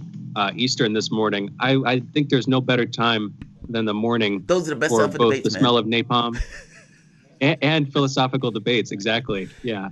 No, I'm just kidding. I can imagine don't people like napalm. what Apocalypse in Now is the a great world movie. are they talking about at 10 in the morning? Yeah. And you know what? Without further ado, that is a natural segue. We are joined now by Adam Eidinger, activist and organizer in the fight to legalize cannabis, and also an activist and organizer in the fight to decriminalize magic mushrooms, psilocybin, basically, in D.C. Adam, thank you for joining us. How are you doing this morning? Pretty good. It's been a nice weekend. Yeah, I believe it. All right. What did actually just go into that for a second? What did you mean there? Oh, just, on a personal level, I had a very nice weekend. And, good to hear. Have a relaxing weekend. You're ready to go Monday morning. Fantastic. Yeah, same. I got sick and then I got over the sickness. And now I'm feeling very good. Pursuing a girl out in California, moving there. We'll see how that all goes. Anyway. Oh, Adam, how it is to be so young. young. I'm pursuing a girl in California. There's a girl out there. I love it. Well, we've been talking for a few years, on and off, and I've been on a dry spell. I'll just put it like that. Anyway, we're talking about magic mushrooms. Partly this is spurred by my experiences. Magic mushrooms are a great gift that nature has given us. That's my personal take. But we're also talking about this because, like I mentioned in the intro there, you are, as far as I can tell, the person in DC pushing to decriminalize magic mushrooms. So I think we should start there. Why are you doing that? Why are they important? And what are the different sides of this, Adam? Okay, so I'm the treasurer of the campaign to decriminalize nature, and I'm not the proposer of the ballot initiative. That's a woman named Melissa Lavasani, and she, is a mother of two who was suffering from postpartum depression, and was really suicidal and didn't want to live anymore, and out of desperation tried psilocybin mushrooms. Her husband grew the mushrooms illegally, and they both work for the DC government. They both have master's degrees and are, really professional people, and it saved their family. It saved their lives. About a year later, she decided, she reached out to the Drug Policy Alliance, and I was reaching out to the Drug Policy Alliance too about we ought to do a new ballot initiative here on plant medicines, on not just psilocybin mushrooms, but also mescaline from cactus and ayahuasca, which is a plant from South America, and also iboga, which is a plant from West Africa. These are all psychedelic natural plants and fungi that are going to become the lowest police priority in Washington, D.C. if this initiative passes on Election Day. So, Melissa is the leader of the campaign and is the main spokesperson of the campaign. And I've taken a more of a supportive role in this from my experience with Initiative 71, which was for marijuana and cannabis to be legal here. We can't actually make these substances in this new initiative legal or fully depenalized, if you will, because of Congress, and they are interfering with our local lawmaking here through our budget. They're restricting funds from being spent on reforming these laws. So I'm working really hard on this, and in fact, you're the only media that I'm talking to on behalf of of this effort. I'm generally not talking to press, not even the Washington Post. A lot of these campaigns. Why is that? Real quick, why is that, Adam? It's a designed ego death. One of the benefits from taking psychedelics is that you can kind of like look at yourself in a way that you normally wouldn't be able to do. And, sometimes people's egos can corrupt a cause. And, people support the cause, but not the personality. And when we launched this campaign back in January, there was like a conscious decision made that, I'm known as the marijuana legalizer in D.C. I'm kind of a public figure here. A lot of people know who I am. And it would conflate kind of different issues to have me in the front of, the main spokesperson of this campaign. So, and also I got to say, legalizing cannabis went to my head in 2014. There was a lot of, I was taking a lot of credit for things that really the voters had done. It's the voters who are deciding whether or not these laws are going to change. And yeah, I appreciate the acknowledgement because it was my initiative in 2014. But I want to give credit where it's due. It's actually Melissa Labasani's initiative. It's her proposed initiative, and she'll go down in the history books as the person who proposed this. And I've really enjoyed this campaign immensely, like taking, instead of just like feeling like I have to be the spokesperson, I have to be out there in front. It was really a new experience for me to say, I'm going to follow someone, I'm going to follow their lead. And it's been a wonderful experience. And this campaign has had a lot of challenges because of COVID. Back in March, we were supposed to start our signature collection, and we postponed it because of, we didn't want people out walking around, and when there's shutdown and we're all supposed to be staying in our homes. And it really was about 2 months there from March till May that it was uncertain whether or not we'd be able to collect the 26,000 signatures from registered voters. Ultimately, this campaign got the law changed in D.C. where you can collect signatures through the mail without a witness. And we collected about more than half of the signatures needed through the mail. And then in June, when things started to open up in D.C., we set up social distancing signature collection. We're using tables and, tape on the ground and basically not walking up to people, but letting them walk up to the table and sign it while we, stand back and wearing masks, of course. So we kind of, and it was scary, because I thought, well, if just one of our campaign workers gets COVID, we might have to shut down the signature collection because it's irresponsible. And luckily, out of 160 people that collected signatures, both volunteers and paid signature collectors, no one got COVID. And we all tested at the end of the signature collection effort too. And still in this whole community, I don't know anyone who's gotten COVID. So we managed to do it safely, thank God. And now here we are. It's on the ballot, and we're kind of in the easy part, which is just convincing voters to vote yes. And we still are doing a lot of education, because when people hear about this for the first time and don't know much about it, they're very skeptical. But when they learn that Johns Hopkins has a massive program to study psychedelic medicine, particularly psilocybin, and it's currently in breakthrough FDA-approved trials where they're up to about 3,000 people are in this trial. That's impressive to people. And then like New York University and UCLA have been researching ongoing studies into plant medicines. You have a lot of veterans speaking out in our campaign. We're having a veterans event this Wednesday night. People can check out on our Facebook. Yeah. And for treatment for post-traumatic stress.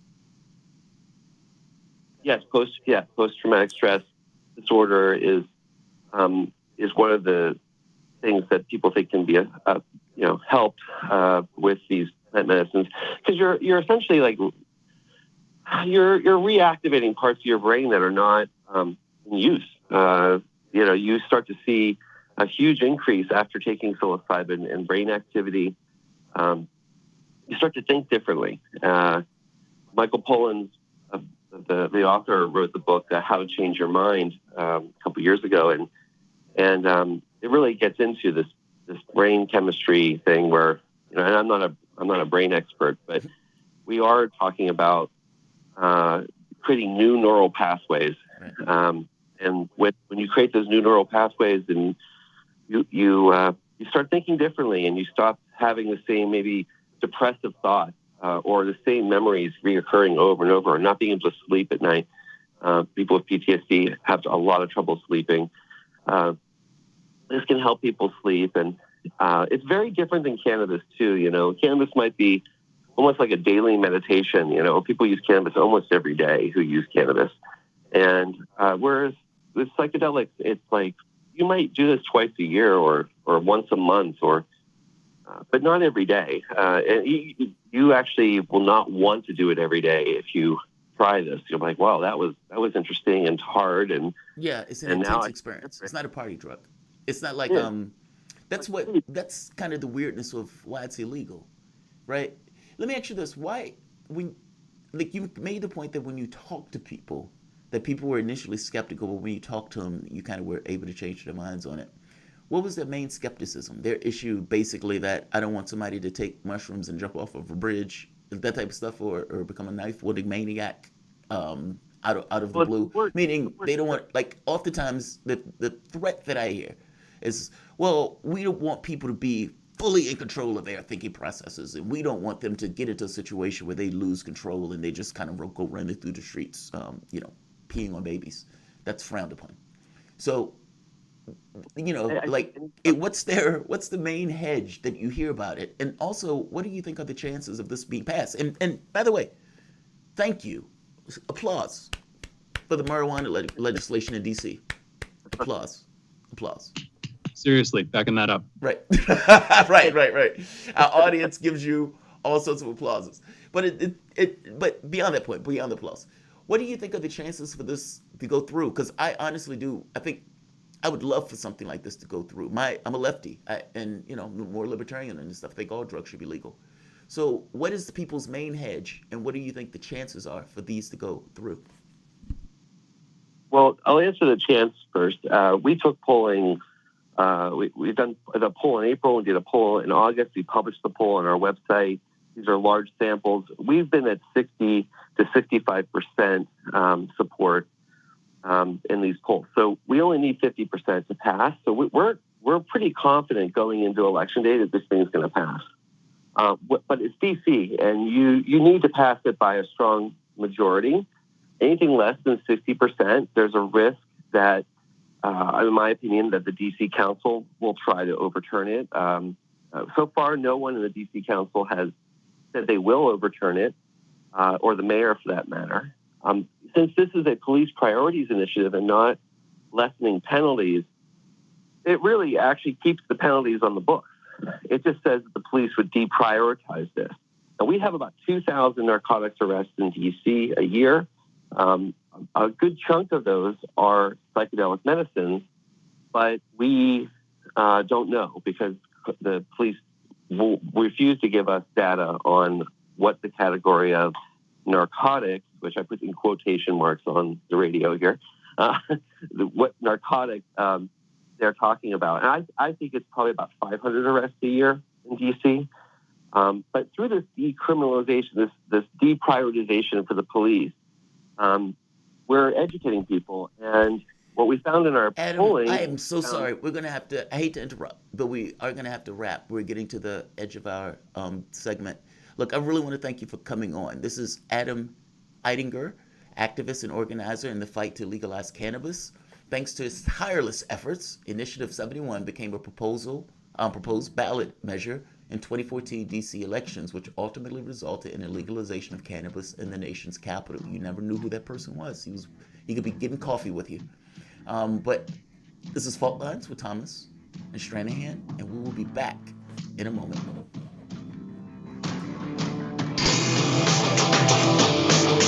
Fault Lines. We are above all the latest developments, and we don't take any sides. Radio Sputnik, telling the untold.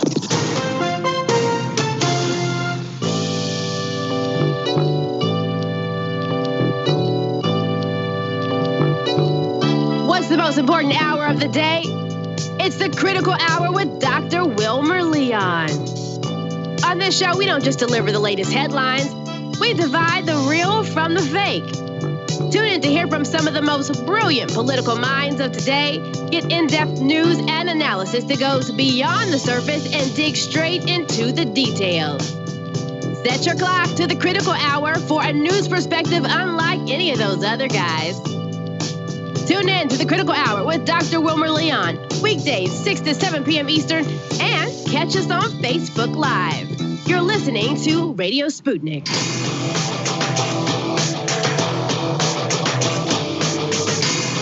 Fault Lines. And we're back. You're listening to Fault Lines with Jamarl Thomas and Shane Stranahan. We're joined by our guest, Nicholas Wilson, also known as Mr. Ethical. He's a whistleblower and anti-corruption activist fighting political and financial misappropriation. Nicholas, thank you for joining us. How are you doing? I'm good, thanks. I should warn you, I'm expecting a delivery, so I might have to answer my door, which will only be 10 seconds. Thank you for that notice. That's all right. not all the ethical, Mr. Ethical. That's unacceptable, buddy. So, and it's Amazon, too. All right, we brought you on a couple of weeks ago. We brought you on kind of in relation to the FinCEN leaks related to HSBC, but we brought you on for 15 minutes. It was not nearly long enough. I wanted to bring you back on to go into your story in a bit more depth. And I'm gonna ask you, to cover a lot of the same ground that we covered last time. Now that we have more time, I just want to lay out the story here, lay out the case for what happened and where we are now. When we talked to you last, what you told us was that you were the whistleblower on a high level of fraud, a large case of fraud perpetrated by HSBC to the tune of 200 million pounds, much of which has not been paid out, much of which is still due to be paid out, but has not yet been paid out by HSBC. I'm probably getting some of the specifics there wrong, but I just wanted to set it up for our listeners. Nicholas, could you please take us through and set that story up for us? Sure. In total, it's much more than 200 million pounds. In fact, the story is very relevant to you in the States because from my position, it all started in 2003 when HSBC purchased Household Finance in the States, HFC Bank. And that was incidentally the beginning of the financial crash because HFC were the largest subprime lenders in the States. And the HSBC purchase of them legitimized subprime lending. And that was what caused the financial crash. But HFC Bank had been operating in the UK since the 1970s. And I worked for a law firm and had acted for the John Lewis Partnership, which is a series of chain stores in the UK. And I had acted for them for over 20 years. But they sold their accounts to HFC Bank at the same time as HSBC purchased HFC. And as a result of that, I had a meeting with HFC Bank at their head office with their solicitor, and he explained how they collected debts, the procedures for collecting debts. And when he told me, I said to him, well, it's illegal. In this country, you're not allowed to do that.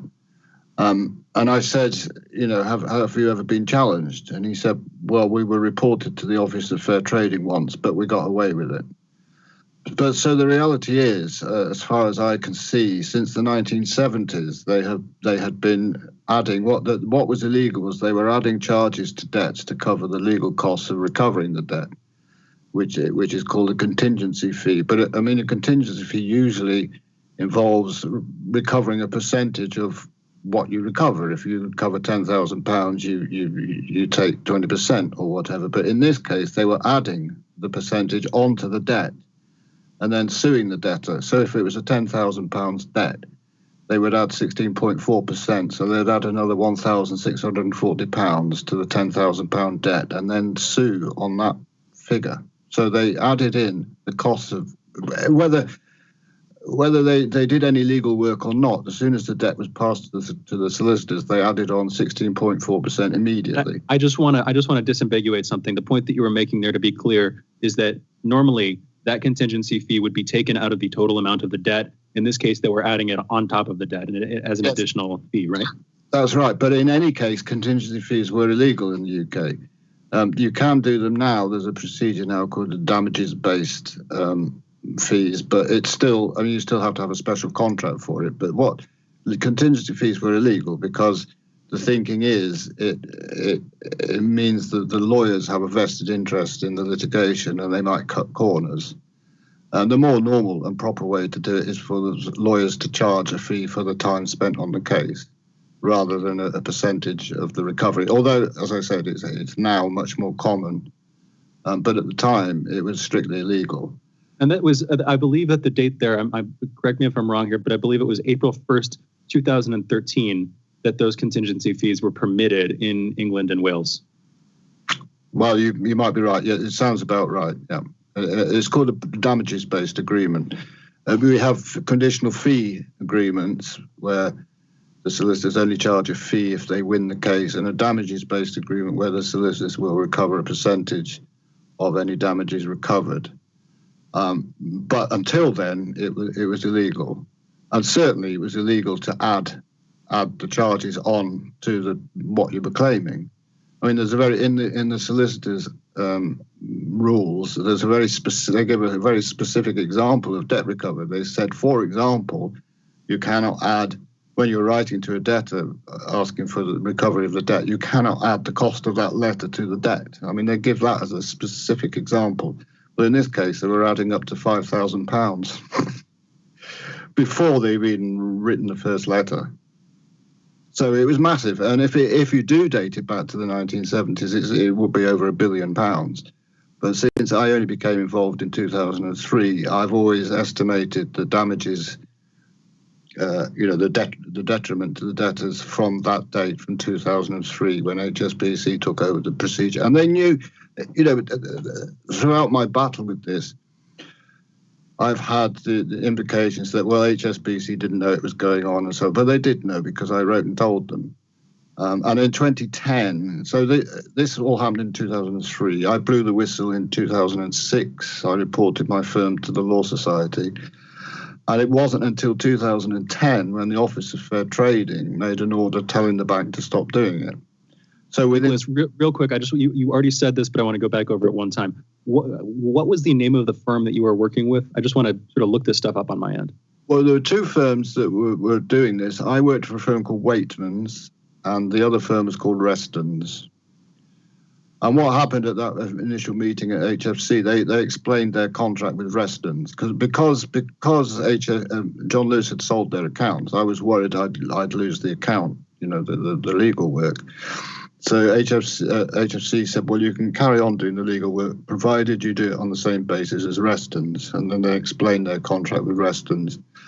And I discovered that it was illegal. Reston's are now no more. They've been sold, apparently.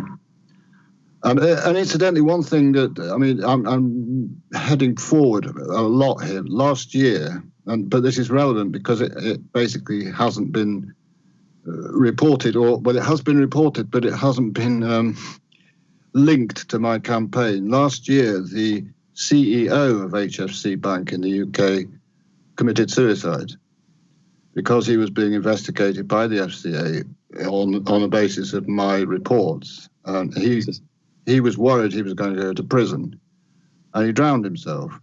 But the media still, even with that, the media still won't report this because of the power of HSBC. That's a horrible way to go. Wait, I mean, did they investigate that? That's a vicious way to kill yourself by. I mean, how did that work? A lot of people saying, well, how do you drown yourself? He drowned himself in his own swimming pool. And people say, well, how do you drown yourself? I don't know. I'm not implying any skullduggery or anything. You're not making an implication. I mean, drowned himself is very specific as a suicide. It just seems like a rough way to go. Like, of all the ways you can end yourself, that just seems like one of the roughest. I mean, I could be wrong. Sure. I mean, man had a lot of guilt because after HFC, he set up another business, or he was involved in another business. I can't remember what it was called, but it's where they target poor people, as HFC always did. And if you want to buy, say, a washing machine, you pay for it monthly, and at the end of your payments, it's not like consumer credit. At the end of your payments, you own the washing machine, but you might be paying it for 3 years and be paying £2,000 for a wash. Yeah, it's like you buy a television. And then because you can't afford to buy it outright for, let's say, $500, you pay for it for X number of years, and you end up paying $5,000 for a TV that was $500. So he had little regard for the people of the lower spectrum in the finance world, and he obviously had a lot of guilt. But I don't want to speculate on his suicide. But it was reported in the Telegraph and the Mail here that the reason was he feared he was going to go to prison because of the investigation into this fraud. But besides that, you see, I've given up. It's taken me 17 years, from 2003, fighting this. So far, I've recovered about 30 million from HSBC out of the 200 million. But I've given up because it's been covered up by all the regulators in the UK. By the Financial Conduct Authority, the Solicitors Regulation Authority, the Serious Fraud Office. Everybody has covered it up. And I've given up, and I've now set up a new initiative called Corruption UK, where it's like a citizens' journalism when people can report, because the media, especially in the case of HSBC, but the media are very reluctant to report bank crimes because of the power of the banks, and HSBC particularly. I guess my question would be That's why? remarkable. That's very fast. Sorry. Go ahead, Shane. Yeah, go for it. No, I was that's a good question. Yeah. I was just going to ask why the cover-up. Sorry? Well, why the cover-up? I mean, if all, what's the motivation or what's the incentive for the cover-up? Well, there's various reasons, and this all relates back to what we were talking about last time, is Lisa Osofsky, who's now the Director General of the Serious Fraud Office. At the time, if you remember, HSBC did a deferred prosecution agreement in the States for laundering Mexican drug money and so on, and they were on probation for 5 years. That was in 2012. So, I mean, that's one reason. And so, the UK press couldn't suddenly start, all the regulators couldn't suddenly start reporting that HSBC had been defrauded British consumers, or high street consumers, to the degree of £200 million. I mean, it would be disastrous. And the point of the deferred prosecution agreement was that they were on probation, and theoretically they could have lost their license in the States. Now, as we talked last time about the FinCEN revelations, it's now been shown that the whole time during that DPA, HSBC were laundering money all over the world. I mean, they didn't stop what they were doing. And the woman in Europe who was supposed to be monitoring their DPA, Lisa Osofsky, who lives in a £3 million flat with an HSBC mortgage, was supposed to be monitoring them. And if I knew they were laundering money, so why didn't she? But she's now the head of the Serious Fraud Office in the UK. It sounds like Jamarl was asking why, but I mean, we've got a term for that. It sounds like regulatory capture. It sounds like the authority here that should be supervising the incident as I don't want to, I don't know the specifics, but if they're not investigating what's an apparent crime, nearly £1 billion still to be paid out from what you're saying, I can only assume that's because the authorities are effectively under control of the agents they're supposed to be authorities over. Absolutely. I mean, a good example is I reported this to the City of London Police, who are responsible for investigating fraud, bank fraud.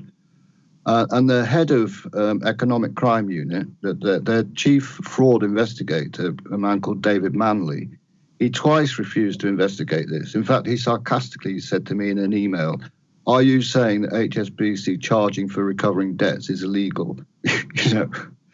Well, the way they were doing it, yes, I am. But the point is, twice he refused to investigate it.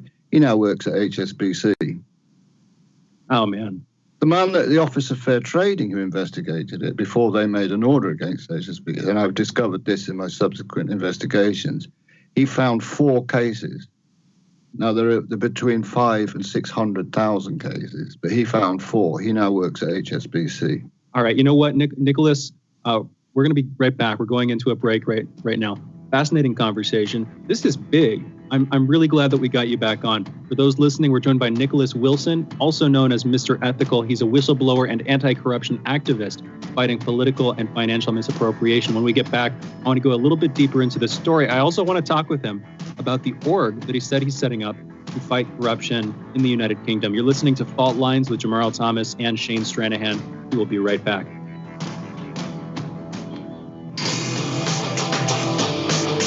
Fault Lines. Shooting from the lip. We're taking no prisoners here. Real opinions for real people. Where we bring you people with controversial views, and instead of trying to catch them out, we actually let them expand on their views. What's going on in British politics, European politics, and indeed in world politics as well. And wherever you are, whether you're a UKIP supporter, a Tory or Labour, everything is in turmoil. John Gaunt. Shooting from the lip.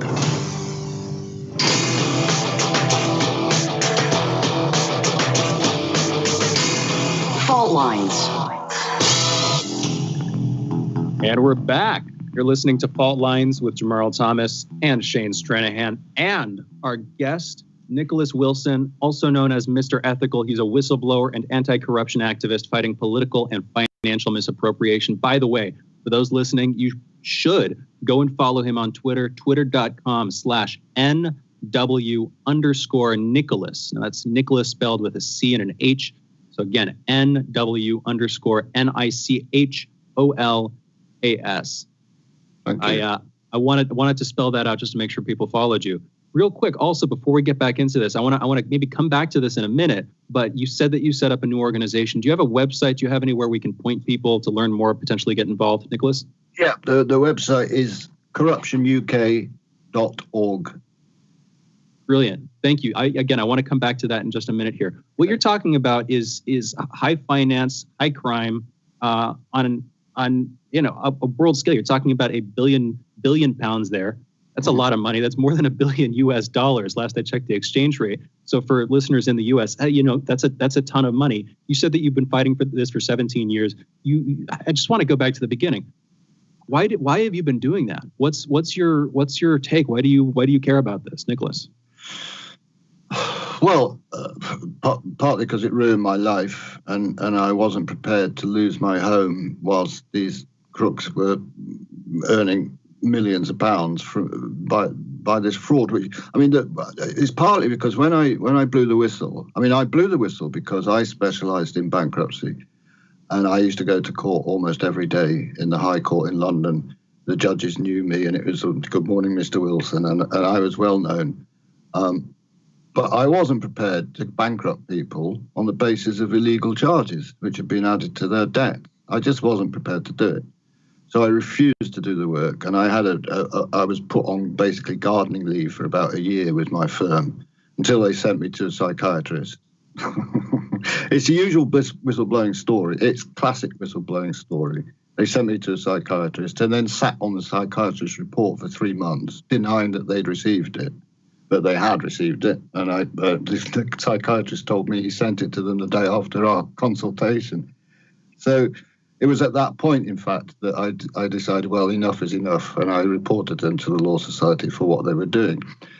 So from that point, it took the Law Society a year to investigate. It became it was investigated by the Solicitors Regulation Authority, and after a year, they confirmed that they were adding illegal charges, but they said we won't be taking any action because it only happened in a small number of cases.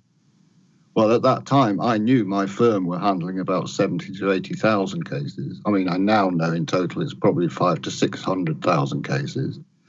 But they said. But the thing but I signed a confidentiality agreement. My firm and I went to mediation and we settled my claim for unfair dismissal as a whistleblower, and they paid me a fair amount of money. But I found out shortly after the settlement they were still doing it. Wakeman's was still adding these charges after I reported. After the Law Society confirmed that they were illegal, they still carried on adding the charges. Nicholas, I just want to interrupt for just a second. For those listening, if you want to look into this, there's just a couple different ways you could spell Waitman's. It's Weighghtmans. In other words, weight spelled like the word weight in the sense in which most people know it, having to do with poundage or tonnage, that kind of thing. One word. Anyway, just trying to give a lead for people. You're talking about citizen journalism. Just if anybody else wants to look into this, that's one lead there. Nicholas, please continue. Well, so Waitman's and Reston's carried on doing this until 2010, as I said, when the Office of Fair Trading told them to stop doing it. Now, that whole Office of Fair Trading announcement was very strange as well, and I believed it was covered up by David Cameron, because the Office of Fair Trading announcement, I think, was made in October 2010, and in November 2010, Cameron made the head of HSBC, Stephen Green, he made him a lord and brought him into government as a trade minister. So he would have done his due diligence and said, is there any dirt on HSBC? And when the Office of Fair Trading issued their press release, the order they made about these illegal charges was in a footnote.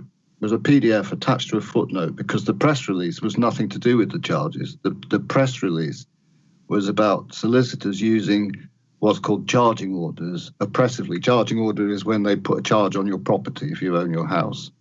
That's what the press release was about. It wasn't about these illegal charges.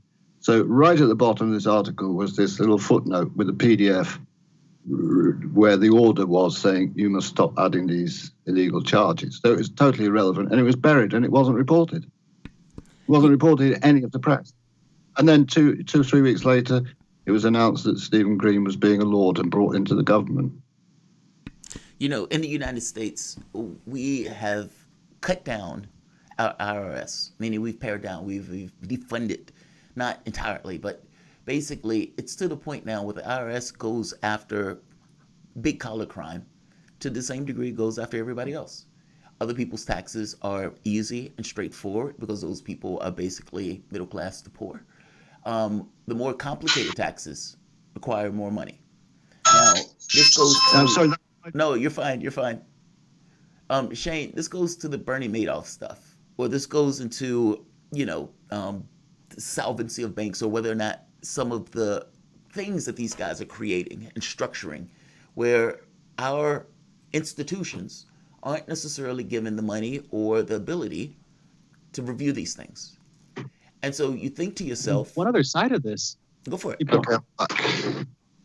One other side of this is he brought up right at the beginning these contingency fees that he's talking about that would add on to the size of the debt. That fraudulent in the UK, at least. He's saying, I'm taking his word on this, but saying that they're legal in the US. That sounds about right. Like he said at the beginning, these are core. The subprime mortgages that we're talking about were core to the 2008 financial crisis. Yeah. So for years leading up to this, you had, if you think about this, you had extra money being added onto these debts fraudulently.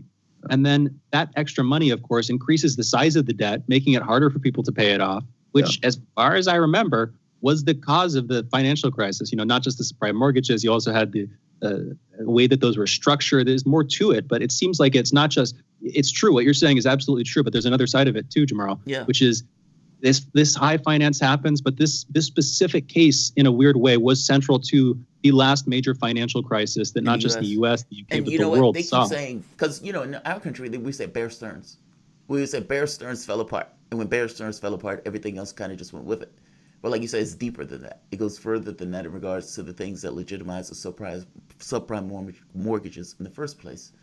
The first crash was HSBC profit warning in February 2007. And the media prefer to refer to BNP Paribas and Dave freezing various accounts, but that wasn't the beginning. The beginning was the first time in its history HSBC made a profit warning in February, and that spooked the markets, and that was the beginning of it. It's not, and again, that's not reported. The power that HSBC have over the media, especially in the UK, is extraordinary. I was going to give you another example, if I may. Sure. Actually, what I wanted to ask you, though, was specific to other institutions. I was trying to make the example of how basically Bernie Madoff went for, decades? I think, if I'm not mistaken, like 3 decades before he got caught. And it was only because of the crash that basically sucked up resources where he couldn't necessarily hide and just kind of write this stuff off anymore. You also have this thing where the IRS basically goes after big collar people, high earners, in the same measure as they go after the poor and the middle class, because we've been defunding it to the tune where instead of it having, being beefed up and able to go after people who make a huge amount of money with a complicated portfolio, can't do it. So it becomes, if this is happening at HSBC where they're putting on these additional fines and everything else, and these guys are getting a clear pass, it has to be happening elsewhere. There's no way I believe that HSBC is the only place that is creating things that either people are turning a blind eye towards or, for the most part, are just too complicated to understand. Well, American Express were doing it too. I discovered that, but I didn't pursue American Express because I didn't have the inside information that I had on HSBC. But I did recover some money for some people from American Express when at one stage I started acting as a claims manager. But it was too difficult. I couldn't get the data I needed because the court service refused to give me public domain information. I mean, the story that you're talking about, the IRS, our equivalent of that is the HMRC here, Revenue and Customs. And the head of that was a man called David Hartnett. Now, the way he operated tax recovery from the big companies was to have lunch with them and discuss, probably written on the back of a bill or something, how much they would agree to pay in tax. So he did all these sweetheart deals, which were very controversial because huge companies like Amazon and Google and Starbucks and so on would pay a pittance in the real amount of tax they should pay. Basically, a bunch of wolves trying to figure out what they're going to do with the lamb or with the cow. Well, yeah, but Hartnett left HMRC and went to work for HSBC. Now, I was going to give you another example of the control over the media. I was talking for a while to a journalist at the Sunday Times called Tom Harper, who's a Home Affairs correspondent, and I were working on this story. And it was before the election in 2015 when Cameron was up for re-election. And he was excited about this story because it involved Cameron, the cover-up right at the top. So we developed this story, and the day before it was going to be a 2-page spread, and the day before I contacted him and said, "So is it coming out?" He said, "No, sorry." That was it. I mean, this happens to me all the time. These stories get killed at the last minute, and I never get an explanation. Anyway, the editor at the time was a woman called Camilla Cavendish. 2 months later, after they killed this story, she got a job at number 10 Downing Street working for David Cameron. And at the end of that time, when Cameron resigned, he made her a baroness. So she now sits in the House of Lords. So everybody who's covered this up has been rewarded in some way or other. That's horrible. Except for me, of course. Except for you. But that's because you didn't cover it up. You revealed it. Exactly. I'm still struggling to keep. You didn't get your mind right. You didn't get your mind right. That's what's going on. You know what, Nicholas? We're just about out of time. Thank you so much for joining us. You're welcome. It's always a pleasure to be on. For those listening, that was Nicholas Wilson, also known as Mr. Ethical. He's a whistleblower and anti-corruption activist fighting political and financial misappropriation. And by the way, you should check out his new website, his new organization. Just go to corruptionuk.org. Again, corruptionuk.org. He has a sort of citizen journalism startup movement here, it looks like. I don't want to mischaracterize it. I also just, in closing, Nicholas, thank you so much for doing this. Thank you not just for joining us, but seriously, man, you've been doing this for 17 years. This is other people's money. This is hugely central. Like you're saying, you've been shadowed, basically. I mean, not shadowed, but effectively pushed out of the media, effectively given no media coverage for what should be getting front page reporting on at least a monthly basis until this thing, at least a weekly basis until this thing actually gets addressed, which it hasn't been, sadly. Hopefully we can get you back on. For those listening, you're listening to Fault Lines with Jamarl Thomas and Shane Stranahan. We will be back in 1 minute with headlines.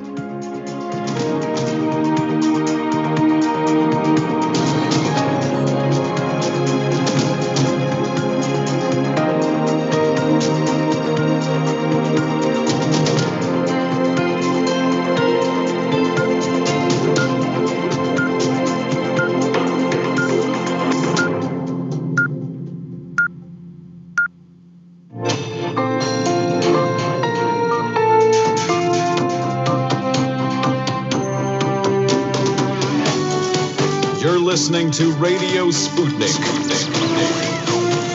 Telling the untold.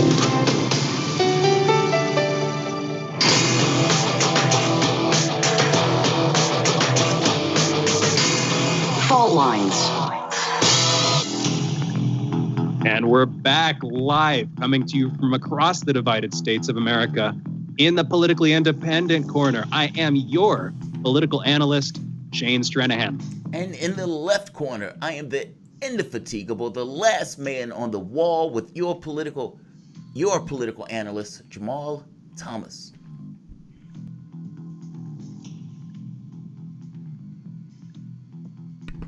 And this is Fault Lines with Thomas and Stranahan. Let's get to the... Thank you very much. There you are. I can absolutely do that. No, that was my fault. That sometimes happens. I just want to note, Jamarl, before we get into the headlines here, you say you're on the left. From which perspective? I mean, and I mean this literally. If I'm looking at it from the front of the room, if I'm looking at it from the back of the room, if I'm looking at it from the front of the room, say you're on the left from that perspective. If I go to the other side of the room and I look back at you, you're going to be on the right. Doesn't that mean that all politics is an illusion, Jamarl? All of the language that we use to describe it is an illusion, yes. But the sentiment is like anything else. Like if I say, for example, I'm happy today, well, what does that mean? It means clearly it's, not in a bad mood. But what does that mean? What does that mean?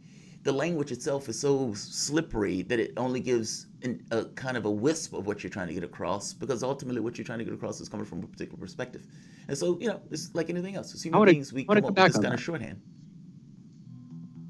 In about 45 minutes, I am going to be citing what you just said, because that will be a very interesting inclusion to the later conversation. But without further ado, let's get into the news, the headlines. In our first headline here, Armenian-backed forces in the breakaway Nagorno-Karabakh enclave said they struck a military airport in Azerbaijan's second largest city on Sunday. Government officials accused Armenia of launching missiles into residential areas. Armenia has denied these charges. Despite the Armenian government's denial, Armenian-backed forces in the breakaway disputed territory of Nagorno-Karabakh did claim responsibility, with the leader of the forces saying they attacked the military airport in Ganja in retaliation for Azerbaijan's bombing of Stepanakert, the largest city in the contested region. Not good. I'm going to interject my own brief opinion here. The international community, including the co-chairs of the Organization for Security and Cooperation in Europe's Minsk group, Russia, France, and the United States, have called on all parties in the conflict to agree to a ceasefire and begin talks. So far, to no avail. That has not helped. We were talking earlier in the last headline segment whether anything will help, whether it's just raw force at this point, and they're going to keep going until something crucial breaks and one side wins. I don't know. The hope here, I think, is that this is going to sound dismal, but that as people die, as the death toll continues to rise, that at some point sanity prevails. Do you think that's going to happen, Jamarl? What's your take?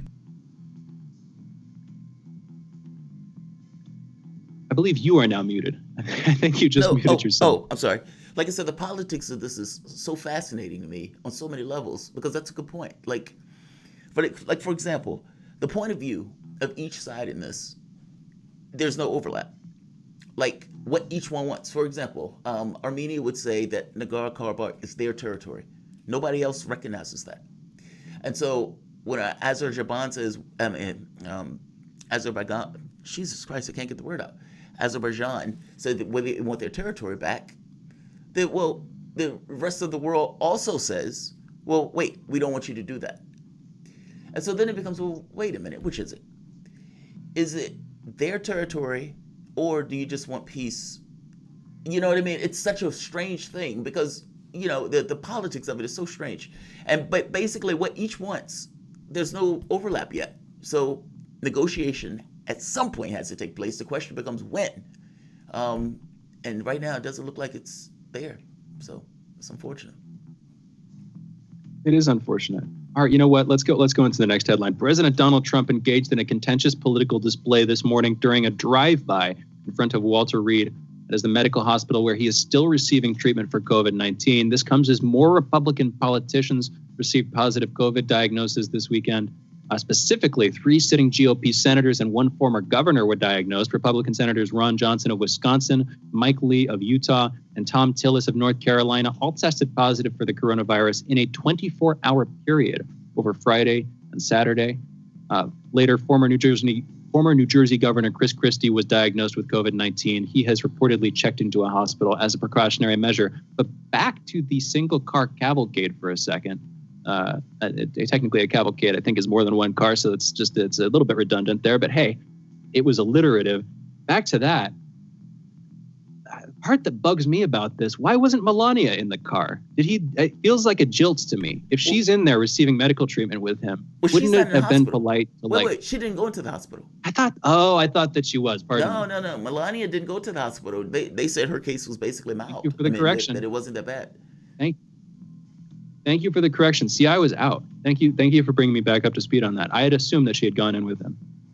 No. That makes more sense. Here's the thing though, even then, if she has a mild case, I mean, I'm honestly just joking here, but if she has a mild case, then she could have gone for a ride with him. I mean, she has it already. He wouldn't be able to infect her. It would have been only polite.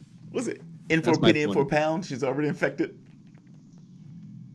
And with Trump, it's more than 1 pound. Right. In our next headline, Nobel Prize in Medicine has been awarded to 2 Americans, 1 Brit. Americans Harvey J. Alter and Charles M. Rice, and British scientist Michael Houghton were awarded the Nobel Prize for Medicine or Physiology on Monday. That was for the discovery of the Hepatitis C virus.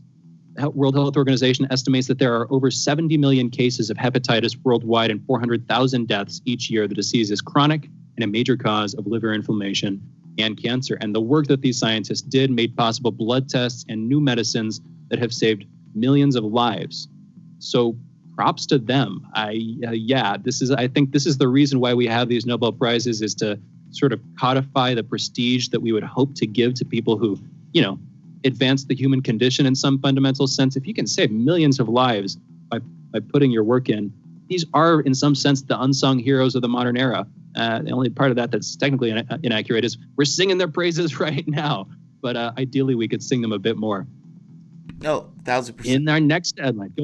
No, exactly. When we are, part of the reason why I am okay with,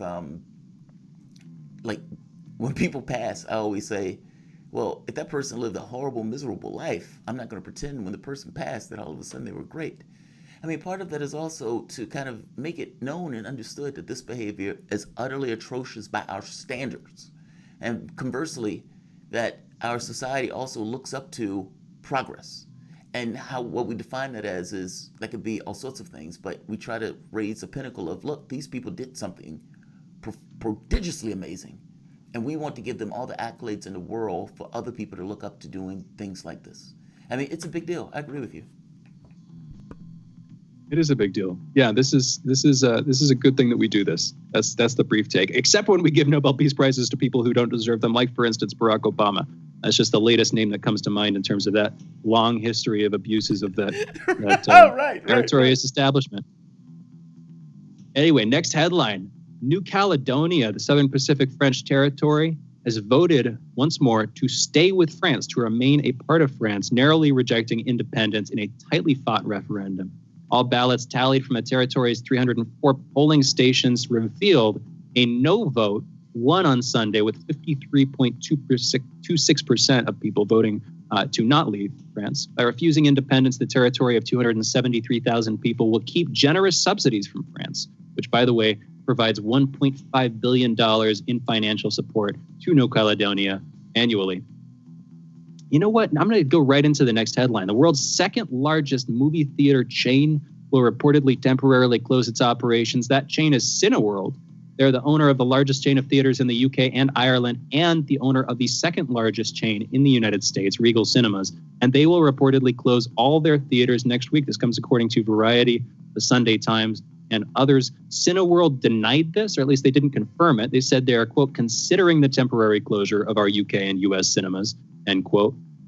That's a statement, but we have these media outlets reporting the opposite. We'll see where it goes. This is the kind of thing where I'm biased to believe the media outlets. And apparently the reason for this, by the way, is the release of a new James Bond film, No Time to Die, which has not yet been released. It was pushed back to April 2021, due, of course, to the ongoing pandemic. This would have been a major financial support to what I can only believe are the seriously ailing.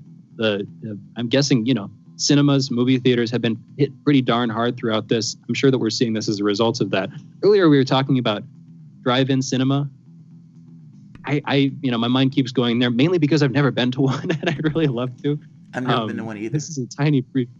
Yeah. Have you ever been to one of those theaters where they will bring you food or drinks? Oh, yeah. We have been to those. There used to be one in Chesterfield in Richmond, where we lived. And so it was just, it was around the block from my the house in Chesterfield. So yeah, those were, but see, that's a little dicey because I don't like eating in the dark, and the chair wasn't right. Let me say it this way. There are things about movie theaters that I go for. And the one that I used to go in Richmond for was because I could put my feet up on this banister and relax. And when I couldn't do that, it always weirded out my experience. I know that, it's an idiosyncrasy. I'm a person, right? So that is not idiot. No.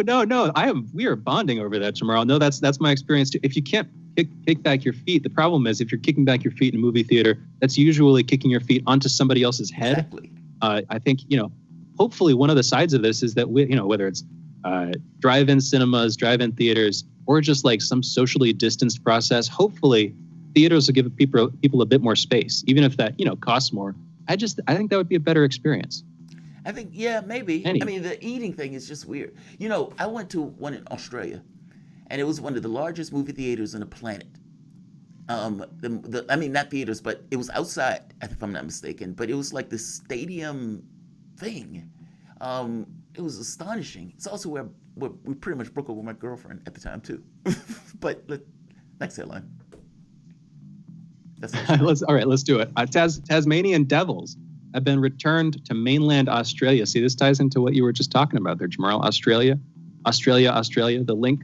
Anyway, have been returned to mainland Australia for the first time in 3,000 years. Conservationists working with disease-free Tasmanian devils took the next step in what they hope will be a, quote, rewilding, end quote, project that could eventually see the species reintroduced to the Australian mainland. About 30 devils free of devil facial tumor disease. I'm just going to pause on that for a second. I'm going to highlight that phrase, devil facial tumor disease. If you heard that out of the blue, if I heard that out of the blue, I would be scared.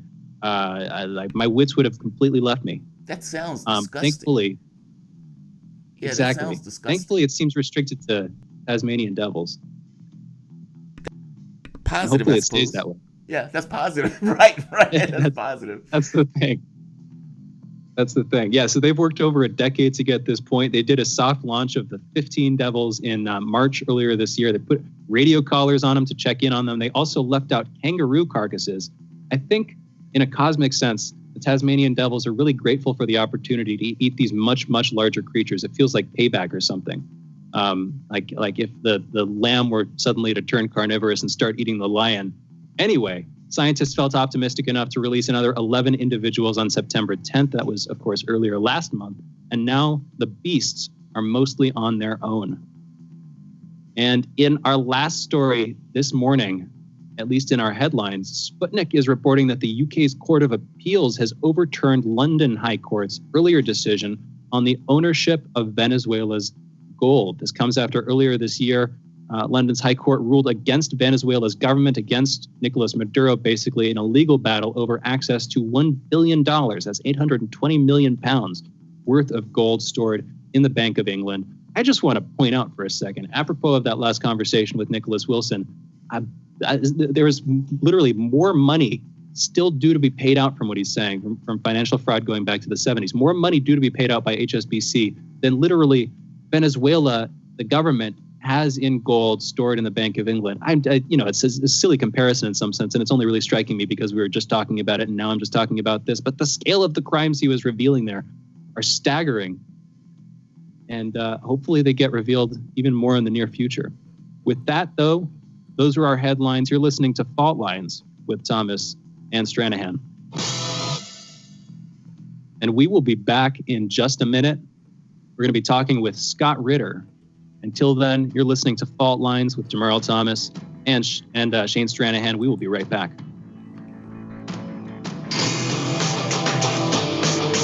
Fault Lines. 24 hours a day, 7 days a week.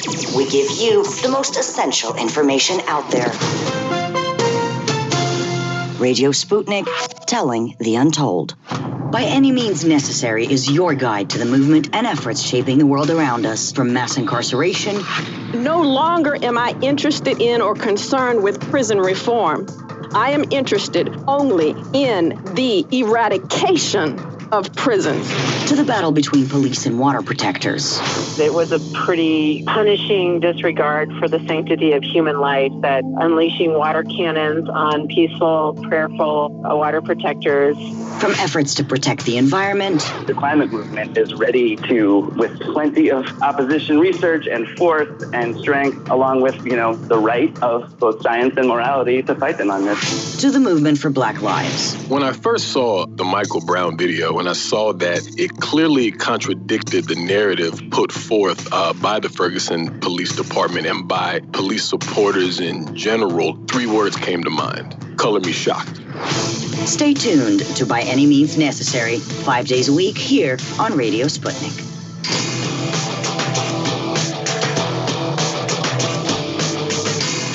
Fault Lines. Welcome back to Fault Lines. My name is Jamarl Thomas. I'm joined by my co-host, Shane Stranahan, coming to you live from our station in Washington, D.C. If you guys live in the area, you can catch us on radio at 105.5 FM and 1390 AM. We're also in Kansas City at 102.9 FM and 104.7 FM. Also, if you're digging what Shane and I are putting down, whatever platform you're consuming this content, give us a like and share this video. If you want to join in on the conversation, you can send us a chat, a tweet, and of course, you can reach us by phone at 202-521-1320. That is 202-521-1320. Your engagement really makes the show what the show is, so definitely don't be shy to call or send us your heads up on any of our other means of contact. But right now, we are joined by former UN weapons inspector and WMD whistleblower, Scott Ritter. Scott, welcome to the show. Thank you for joining us. Thanks for having me. Absolutely. So we brought you on to have a conversation about basically, could COVID lead to a deal on a new start? I suppose this means from the standpoint of a new START treaty, considering that basically we've been pulling out of these treaties left and right. What do you think about that? What's your perspective of that? Do you think that's a yes? Do you think that COVID would change anything in regards to the U.S. foreign policy? Well, I mean, we have to go back to the very beginning. One of the first, the first phone call that Donald Trump made when he was president to Russian President Vladimir Putin, he raised New START, and he badmouthed it and, just poo-pooed it. And Putin said, hey, how about, look at extending it, and then we can talk. And Trump had to pause the conversation and turn to his advisor in the room and say, what you talking about? Trump doesn't know anything about New START. His head has been filled with, nonsense from advisors who were just anti-arms control from the start. And unfortunately, he staffed the American arms control delegations over time with people who are anti-arms control. Their job isn't to come up with better arms control. Their job is to eliminate arms control. We've seen this with the Joint Comprehensive Program of Action with Iran. We've seen that with the termination of the Intermediate Nuclear Forces Treaty with Russia. And we see that now with, this drive to not extend and therefore kill the New START treaty. So the inclination for Trump is to kill the treaty. And then we see that Marshall Billingsley, the presidential special advisor for arms control, has laid down demands that are designed to get the Russians to say no. I mean, right off the bat, New START is a bilateral treaty between Russia and the United States. The United States insists that it convert into a trilateral treaty, meaning we need to bring in China. That's a whole new treaty. That's not an extension of an existing treaty. That's a whole new treaty. And not to mention, to point out, the overwhelming majority of the nuclear missiles are held by the United States and Russia, not Russia. Yeah, that's right. That's right. We want to bring China in because their 300 nuclear weapons somehow competes with our 1,500 each. It's ludicrous. But here's where COVID comes in. Because while the president may not be an arms control guy, the president is a politician who has sold himself as the ultimate deal maker. That is, there isn't a deal out there that he can't make better. And although the president has been downplaying New START, let me tell you why he downplays New START. It's an Obama-era treaty. It's not so much that the president is against the arms control aspect of it. He doesn't understand that. All he knows is that was an Obama deal, and he cannot simply continue an Obama deal. He has to make it better. That's what this president does. And the other thing we know about this president is that everything he does, there's an eye toward re-election. And so now we take a look, now we bring in, the COVID aspect of it. In a world without COVID, this treaty was going to die. There's nothing on the table that that indicates that Russia and the United States are going to come together. There was one tiny little thing where Russia said, the treaty calls for a 5-year extension, and the United States had come back and said, we're not going to do 5 years. We might do something less than 1 year. And Russia came back and said, no, it'd have to be more than 1 year. So Russia has left the door open for some sort of agreement that extends New START-like mandate, but not the 5-year. So with that on the table, the two sides are now meeting later this week. The president may be desperate for being seen as presidential at a time when he's being attacked for his COVID-19 response. And that's what I meant when I wrote the article, that this president is desperate as being seen as presidential, and he may just change the game and tell the guys, make a deal. Make a deal so that on the election, I can say, I am the president who got this done. He's desperate right now to be seen as presidential. This COVID-19 response, and it only got worse. I mean, after I wrote that article, next thing you know, he gets COVID-19. And so we're still dealing with the fallout of that. Does he get the Boris Johnson, sympathy boost, or is he just excoriated by the media and the American people for, gross incompetence? We don't know how that's going to play out, but no matter what, he's not going to come out of this experience feeling emboldened. He's going to have to do something else to create that sense of presidential accomplishment. And that's why I put New Start out there, because everybody, is telling them, Congress, everybody is saying, there's bipartisan support that, hey, extending this is smart. Getting into a new arms race is stupid.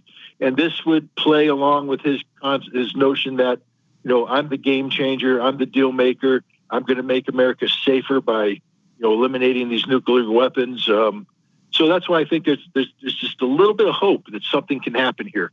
But we're running out of time. We got less than 30 days for something to happen, because in order for this to be worth anything to the president, it has to occur before the election. I just want to sort of briefly sum up the case that you're making here, and please correct me if I'm wrong, but basically it sounds like you're saying with President Trump in the hospital, with him dealing with this physical weakness, he would be worried about coming across as politically weak. And in an attempt to, offset that, to overcome that, to countervail that, whatever term you want to use, he might try to push for a renegotiation of this treaty as a sort of major political international coup. Is that broadly what you're saying, Scott? Absolutely. I mean, it's a good result for all the wrong reasons. Can you? That would be. I have better that than the alternative, though. Jamarl, please, yeah. I agree. Yeah. I agree. What's the negative implications of not restarting the START treaty, just so people can fully grasp and understand what we're talking about here regarding the downside of this? I mean, Trump, like you said, Trump has pulled out of so many treaties. And I think, honestly, I really do think part and parcel to that. Because keep in mind, when he got in office, he was supposed to be conciliatory. He was going to be the president that was going to, make amends with Russia and everything else. However, with all the vociferous attacks, like the cacophony of noise in regards to Trump-Russia nonsense, then it created this thing where it was impossible to do politically. And I would even argue that every impetus from the standpoint of his presidency went to him pushing at Russia, meaning, yes, I'm going to go after Julian Assange because I want to, make the point that we're not working together in that sense. And yes, I will pursue items that get rid of various treaties to appear as if I am strong against what all of these people are saying I'm weak against. Do you think that was part and parcel to the reason that Donald Trump was acting this way in regards to getting rid of those treaties? And also, what is the consequences of not having the START treaty in place? Well, first of all, let's start. Trump inherited a Russian policy, a U.S.-Russian policy that was a disaster. I mean, the Obama attempt to reset was purely a ploy driven by Michael McFaul, his advisor, later ambassador, to keep Putin from becoming president. It was not about improving American-Russian relations. It was about emboldening Medvedev to stay on as president and keep Putin out. That failed, and when that failed, Putin was wise to what the United States was up to, and the relationship went downhill. Donald Trump, again, I'm not going to sit here and pretend that the man is God's gift to anything, but had he been left to his own devices, we would have today the best relations with Russia imaginable. And you know what? That's a pretty darn good thing. Doesn't mean we're caving into Russia. It doesn't mean Russia is controlling the United States. It means we're not on the edge of thermonuclear warfare, that we're learning to peacefully coexist, that Europe doesn't have to spend its time and energy worrying about, the Russian bear, and they can spend more time worrying about internal problems that are, threatening to tear the European Union apart. It means that the world can work together to solve problems in the Middle East and elsewhere. But that's not what we got, because, of course, the Democrats and the never-Trumper Republicans immediately attacked him on day one, making any outreach to Russia seem as if it were somehow treasonous act. And so here we are today. You say, what would happen if we didn't sign the New START treaty? The dissolution of American arms control with Russia began long before Donald Trump. Starting with Bill Clinton, diminishing the value of the START treaty, because we no longer viewed in the post-Soviet era, Russia wasn't the big threat, the boogeyman. They were the weakling. We didn't need to treat them seriously anymore. And so what was supposed to be START 1, START 2, START 3 didn't go anywhere, because we weren't willing to give up nuclear weapons to this ridiculously weakened Russia that we were going to control by, controlling our puppet in the Kremlin, Boris Yeltsin, feed him vodka, he'll do anything. Then this guy Putin comes along, totally different ball game. And what do? We withdraw from the Anti-Ballistic Missile Treaty, 1972 treaty that basically, guaranteed that if we had a nuclear war with one another, we'd both be destroyed. Therefore, we're not going to have a nuclear war with one another. But getting rid of the Anti-Ballistic Missile Treaty, we were telling the Russians, we're going to exploit our economic and technological superiority to create a missile shield that will nullify whatever nuclear deterrent value your strategic missiles have so that we can dominate the world. Because now if we hit you with a first strike, we'll be able to take out your retaliatory strike with our missile defense, and you got nothing. We win. And Russia has been struggling with that reality ever since. And what Putin has done over the years, slowly, has been building advanced missiles that can defeat any ballistic missile defense system the United States has. So today, we're in a situation right now where there is no missile defense against what Russia has. Russia doesn't have trillions or billions or millions of weapons. They have a few thousand, but they have a few hundred that can slip through any missile defense and destroy the United States no matter what. This is the reality. The United States, on the other hand, has an aging missile system where our missiles are getting old, the warheads are deteriorating, etc. Now, the smart man would say we should enter in a treaty that allows us to de-emphasize nuclear weapons so we can just phase out these old weapons, and the Russians, on the other hand, will have to phase out these new weapons. That's what I would be arguing for. That's to our advantage. Both sides are safe. We don't spend any money, and Russia spent a lot of money on eventually nothing. But that's not what's going to happen. We are now going to have to build a whole new generation of weapons to counter what the Russians have. We can't afford it. Right, exactly. It's like if we put weapons in space, China's going to put weapons in space, Russia's going to put weapons in space. Yes, agreed. You guys are listening to Scott Ritter, former UN weapons inspector and WMD whistleblower. We will be back in a moment with more. You guys are listening to Fault Lines with Thomas and Stranahan.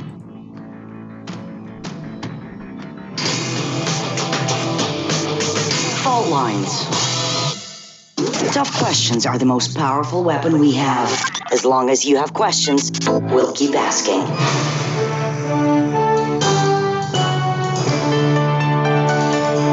Radio Sputnik. Telling the untold. Catch all the breaking global political and economic news as it happens. Sputnik brings an all-star lineup with expert opinion from some of the biggest names in the news today. Noam Chomsky. Turkey, U.S. ally, their main goal is to attack the Kurds, the one ground force opposing ISIS. And there have been a kind of a funnel for support of ISIS, not officially, but in practice. Peter Sunday, co-founder of the Pirate Bay. We don't have any sort of democratic control over the internet. And I think that we're very naive when we think that the internet itself is intrinsically good. It's not. It's just a very neutral technology that is being used for good things, but more and more being used for evil things. Icelandic Foreign Minister Gunnar Bragi Sveinsson. We increase activities in the Keflavik airbase, and that has to do with more activities from the Russian Northern Fleet in the ocean around Iceland, and also, of course, these usual flights of the bombers. Robert F. Kennedy Jr. We're the ones that destroyed the government of Libya. We're the ones that, in a pipeline dispute, that helped destroy the government of Bashar al-Assad in Syria. We're the ones who invaded Iraq. Former U.S. Secretary of Defense William Perry. The hostile relationship between the United States and Russia today is dangerous for both countries, not because either country would actually want to start a military conflict, but because there's always a danger of blundering. Sputnik talks to the brightest minds in politics and current affairs to find out what's really happening. Tune in.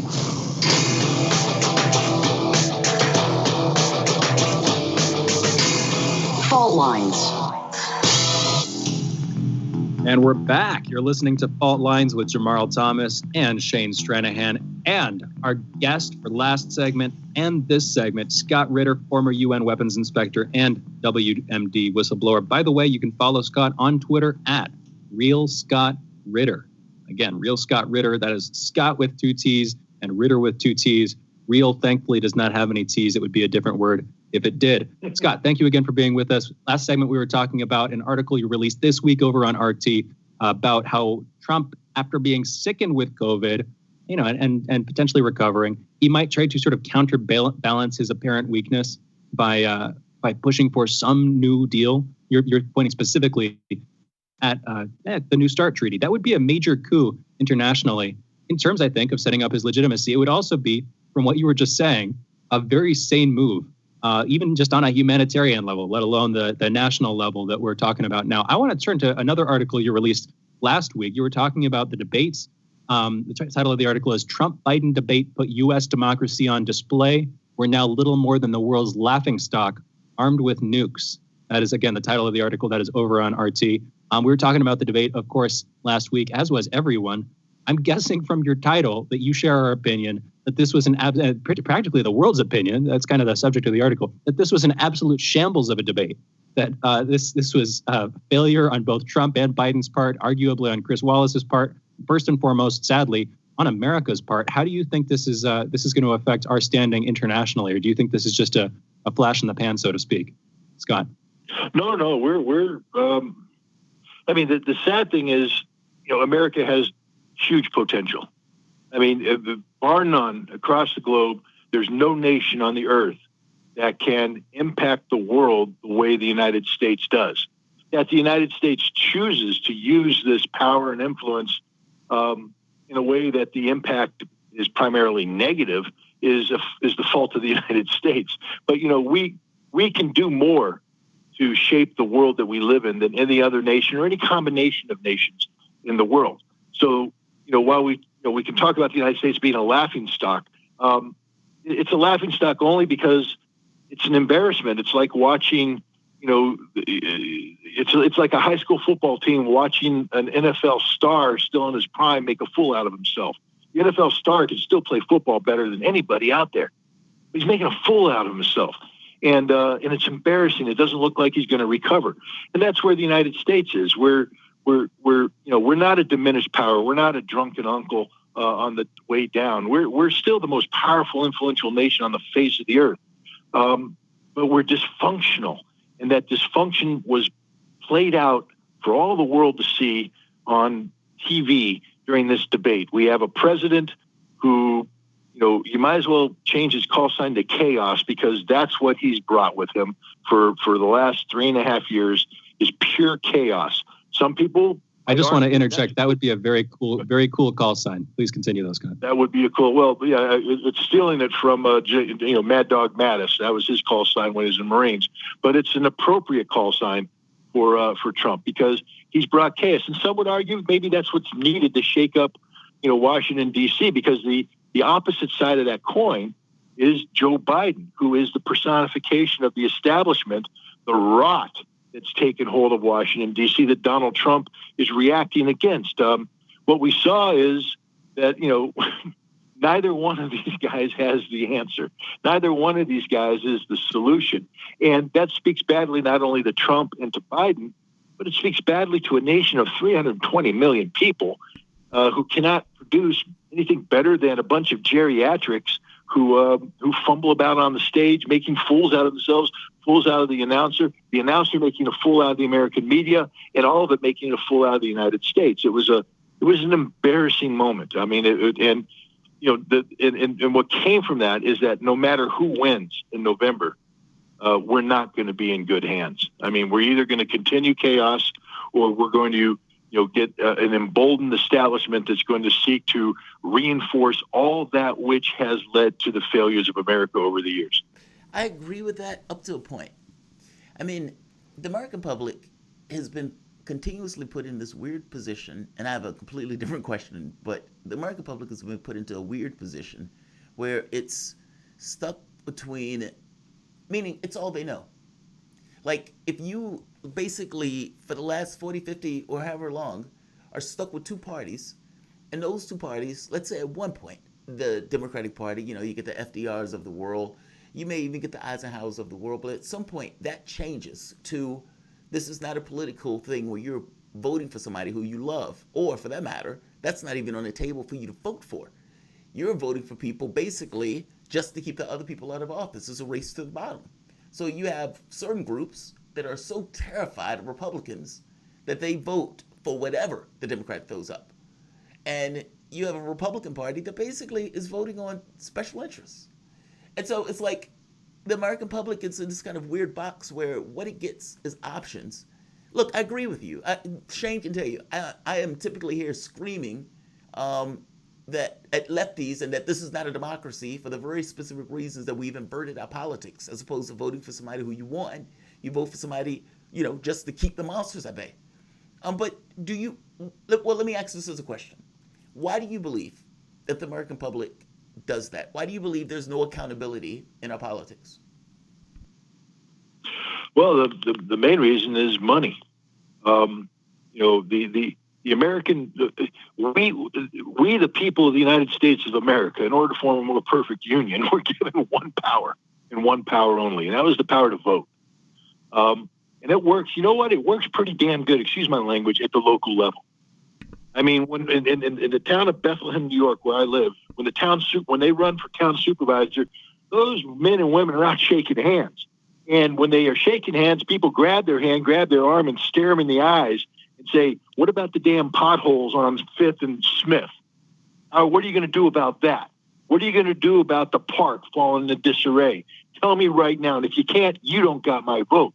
And and the town supervisor better have an answer or they're not going to be town supervisor.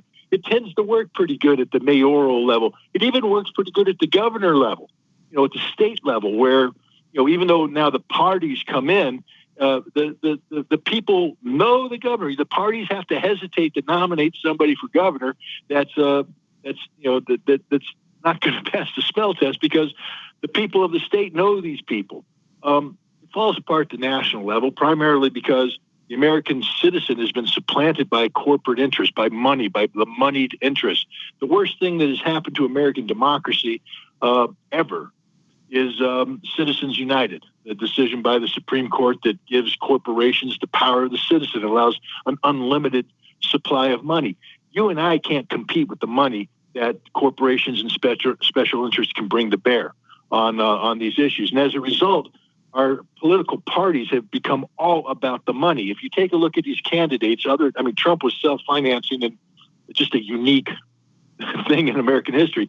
But Biden's all about the money that can be brought to bear, about whether or not Wall Street will support him, whether or not the corporations will support him, whether or not the moneyed interests will support him. And that's what's happened here is the American people have lost their vote. I'll tell you what, you take the money out of politics, and you make this about the citizen voter, and you change the game overnight, dramatically. First thing you do is you'll probably lose the parties, which is awesome. I think the moment we can get rid of the Democratic Party and the Republican Party, and we turn this over to the American people so they can nominate who they want, we might get some populism involved, but that's where the Senate and the government and Congress comes in to provide checks and balances. But it would be nice for the American people to be able to elect someone to office that isn't controlled by special interests, that hasn't been so vetted by the political party to conform to the needs of special interests, that by the time they get to the top, they're a robot, because that's what Joe Biden is. He's a walking, talking robot. Trump, on the other hand, who avoided all that, is chaos personified. I'd like to get something in the middle. and you do that by getting rid of the money.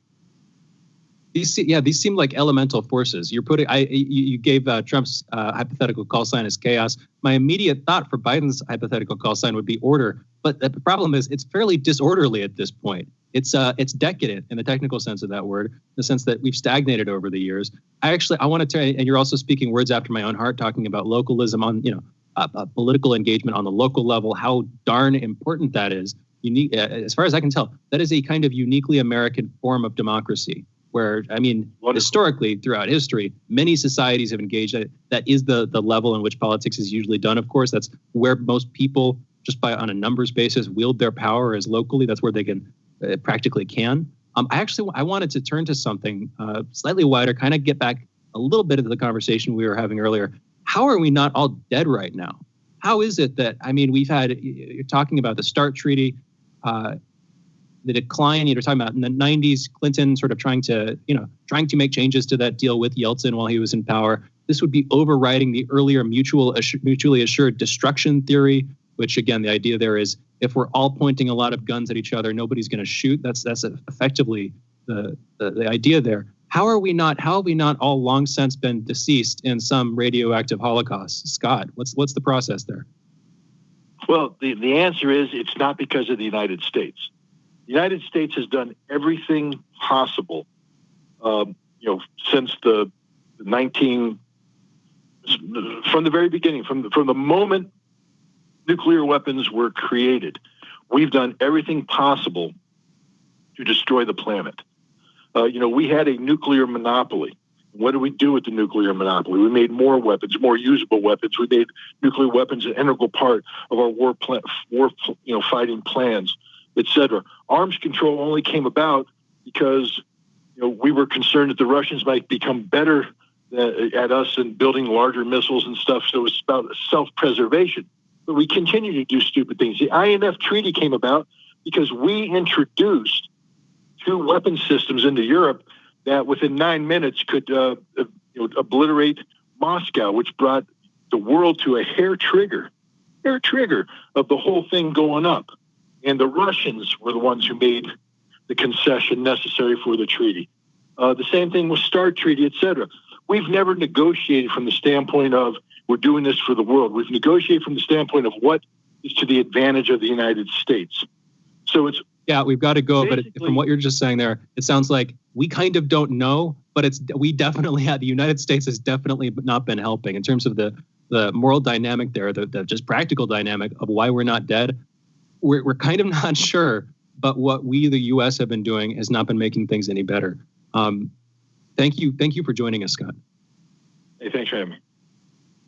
For those listening, that was Scott Ritter, former UN weapons inspector and weapons of mass destruction whistleblower. By the way, you can and should follow Scott on Twitter at Real Scott Ritter. Scott and Ritter, both with 2 T's, Real Scott Ritter. We'll be back in just a minute. You're listening to Fault Lines with Jamarl Thomas and Shane Stranahan.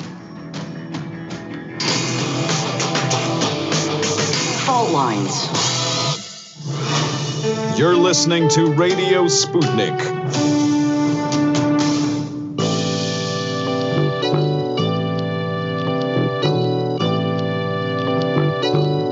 What's the most important hour of the day? It's the Critical Hour with Dr. Wilmer Leon. On this show, we don't just deliver the latest headlines.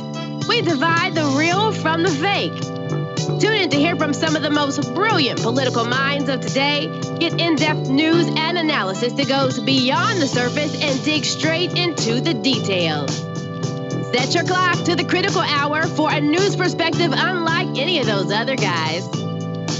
Tune in to the Critical Hour with Dr. Wilmer Leon, weekdays 6 to 7 p.m. Eastern, and catch us on Facebook Live. You're listening to Radio Sputnik.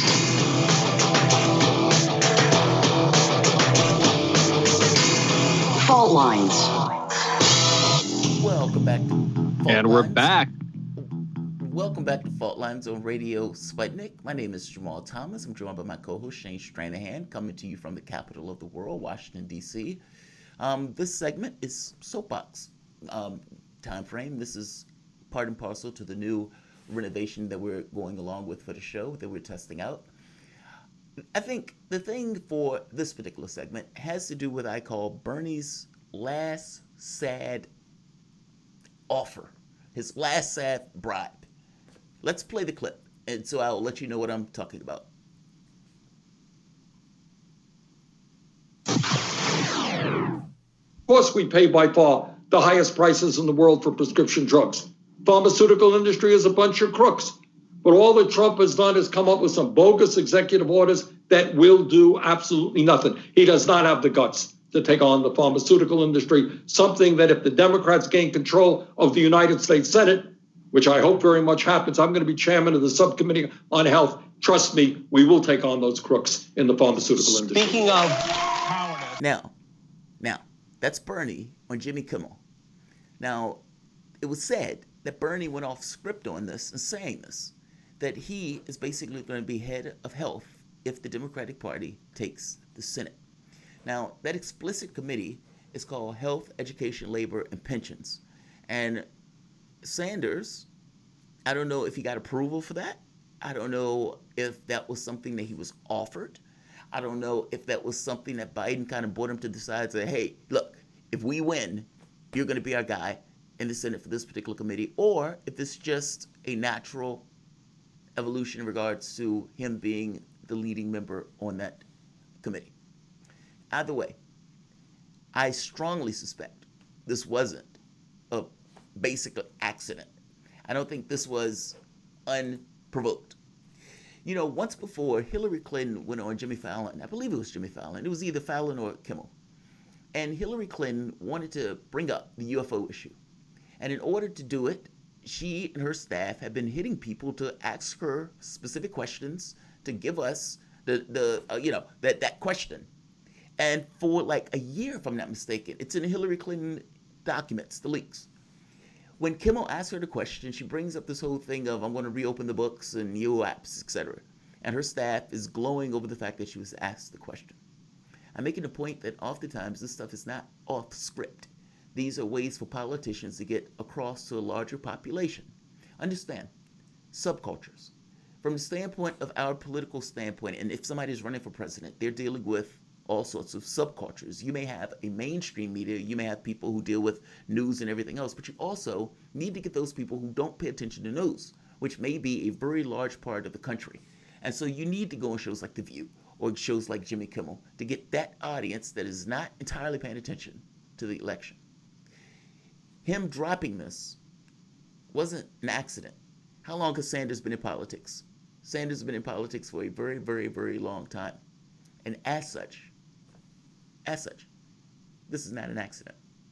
Now the catch here is Sanders have been saying that Joe Biden needs to do X and Y and that Joe Biden is not necessarily going far enough in regards to the policy and that stuff. He's been sounding the alarms.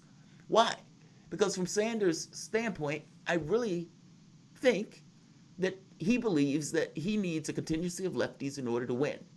And in needing that contingency of lefties in order to win, that Joe Biden may not be providing the contingency information or what's needed. He also may take this perspective that I don't want to take the chance that Trump wins. Now, my argument is that the way you do that is for everybody to scream at the height of their lungs, meaning every lefty, every network, every person who wants Medicare for all, scream at the height of your lungs, you're going to lose without backing Medicare for all. And we know such because we are not going to vote for you. That may be more inclined to push Joe Biden in a direction that would allow Joe Biden to appropriate policies that may make it a clear win. The catch here is the polling is so screwed up in regards to Joe Biden winning handedly that Joe Biden may think he can get it. But the catch becomes swing states. If and in the swing states, then you have a situation where this election is far closer, which it is. Sanders may be concerned, and Sanders may be trying to do everything in his power to get Joe Biden elected. Hence, throwing this out, the last bribe. Please, is this enough for you to vote for him? How sad. You didn't have to do it this way. You could have pushed him to appropriate those policies, not just you. And they would have taken your lead, by the way, by standing up and saying, well, if Sanders is doing it, okay. By the same token, you have a large number that also takes your lead when you lay down, and when AOC lays down, and when all of these lefty networks lays down, et cetera, et cetera, et cetera. If you really wanted Biden to appropriate policy, if you really wanted to ensure that Joe Biden had a much higher chance of getting elected, even though his chances are pretty high, which is why he ignores all of these other people. And again, I am very curious on whether Joe Biden offered him this or if this is something he's throwing out himself with hopes of getting people elected. But even with appropriating this position, it doesn't necessarily mean that you have power to do what you're making mention of. Basically, you're a senator. The president always has discretion. And the people around you also are big pharmas, even if you aren't. So, again, yes, this is Bernie's last bribe, but there's a fair question to ask, was this offered to Sanders, and was this something, basically, what is his power really going to be in the context of the grand scheme of things, even if he does get this particular position? I applaud him. He's trying hard. But you could have done this a different way, Sanders. You could have pushed Biden by forcing him with all of the other lefties, 30, 40 million people, from a position of strength to appropriate those policies. This is a position of weakness. Shane, this is a Bernie thing. And ultimately, you can talk about pretty much anything you want, but this is kind of, the soapbox thing. So I'll give it over to you to respond, because I don't want to infringe upon your time frame. Well, yeah, and real quick explanation for those listening that we're talking about a soapbox. This is partly a nod to Jamarl's channel, Progressive Soapbox. It's also partly a new thing stimulated by the invigorating force of our new producer, Cameron. Thank you so much, Cameron, for recommending a bunch of suggestions for improving the show. The idea here is at the beginning of the show, around 7:15 Eastern, that's after our headline segment in the first hour, we're trying this out, see how it sticks. And in that second segment of our show, we're going to talk about some stuff, kind of go into, our own ideas, just talk about it. And then the same thing would hold true for the last segment of the show from 9:45 to 10. So we've been talking about soapbox for those listening. That's the idea there. It's partly is sort of a chance for us to each give our ideas on things, but also a chance to engage in, dialogue and some back and forth on this. Real quick, I wasn't expecting this about Bernie. My take here is I'm kind of curious why you keep bringing him up. And I know there's a historical, emotional affiliation, and I do see him as a legacy figurehead for the progressive left, but he's a legacy figurehead. He was. He no longer is. And it seems like, if they're bringing him on Kimmel, they're doing that, my guess is, because they want to make some concessions culturally to the progressive left, while nevertheless ignoring what they want and going along with the Democratic establishment. I can't help but see that in this case. What's your take on that, Jamarl? No, I think you're right. I mean, but I can't ignore him, because he's still, for example, how many Democrats were on stage when they were trying to, how many Democrats on stage when they were trying to win? They were 20 different Democrats? How many are walking around that they're touting that is trying to get Joe Biden in office, that's going to be on trail with him? Joe Biden is now going on trail now. So he's going to be going from pillar to post, trying to get people to vote for him and shake hands. How many people are going? As far as I know, it's not going to be many. The person who they're touting is Sanders. And so I bring him up because from Sanders' standpoint, he's being, again, used as a prop. He's exactly what you say he is. Exactly what you say he is. By the same token, what Sanders is doing here is basically throwing this out there, saying, hey, if we can take the Senate, I'll be in this position. Please vote Biden. That's the point. Doesn't that make Sanders a Quisling? Doesn't that make Sanders a traitor? I'm Quisling, reference to Vidkun Quisling, who in World War II collaborated with the Nazis. Basically, the idea is a traitor who collaborates with an enemy force occupying their country. That's the official definition. Isn't Sanders kind of acting like that for the progressive left? Isn't he act? I don't think he sees it that way. What does he see? What do you think? What do you think is his motive? I mean, I think from his perspective, Trump is the end of the world. And I work with these guys all the time, and I can accept this over that. I think that's where he comes from. And from his perspective, the people who don't vote for Biden are probably making a big mistake. I mean, I guess the point that I'm making, though, is, look, in the same way that Scott Ritter was talking about, the public, how the propaganda parts and all this other stuff push for the public and everything else, that basically you have a situation where the public gets, stuck in their thought pattern. Well, I'm saying the same thing may be true for him. I mean, he may not know any better. This has been 40 years where the left has taken this very specific perspective towards things. He may not know any better. And that's Jamarl, why are you giving him that? Why are you giving him the benefit of that doubt? Why are you giving him the benefit of that doubt, right, and saying that he wouldn't know any better? He's not dumb. I mean, he's been around for decades. He's a political player with a mind, and apparently a pretty proficient one. I remember him doing pretty well in the debates. He stuck to his issues. That's not just practice. That's devotion. I think that devotion comes with a sense of, intellectual continency. He's not dropping words like Joe Biden is. I could use that. I could say that Joe Biden doesn't know better, but I don't. Even though he's old, even though he's moribund, I assume that he does know better. And you want to give him some slack because, as far as we can tell, he's getting into his later years and starting to deal with some cognitive decline. But I mean, you still should target him. Why aren't you doing the same thing with Bernie? Because I can hit Sanders on all sorts of things. From the standpoint of what I think maybe in his head, which is what we're talking about at this point. Look, what's the excuse for the other lefties? I mean, think of like the number of people who would vote for Joe Biden that are what can be considered on the left. You're going to get like 70%. You might even get like 71 or 72.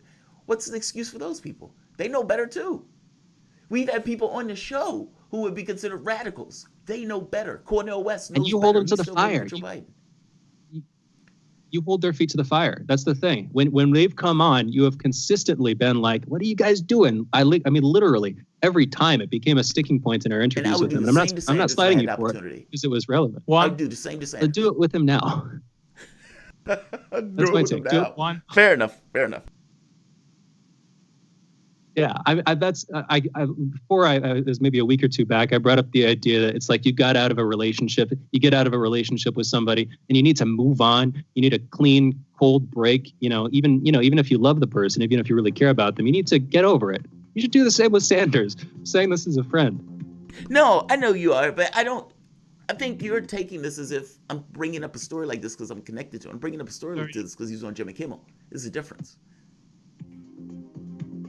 We've got to push him through the thresher. And I don't mean that literally. He seems like a sweet guy. Sanders, But with that, we're going out. You've been listening to Jamarl Thomas and Shane Stranahan on Fault Lines. Thank you to our producers. Thank you to Cam. Thank you to Raheem. And thank you to our engineer, Andre. And I'm going to say one last thank you to my co-host, Jamarl Thomas.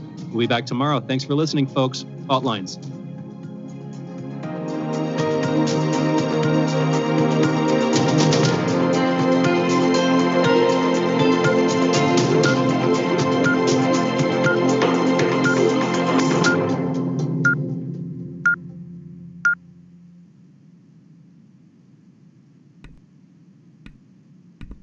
What's going on, guys? I want to thank you guys for another Fault Lines with Thomas and Stranahan.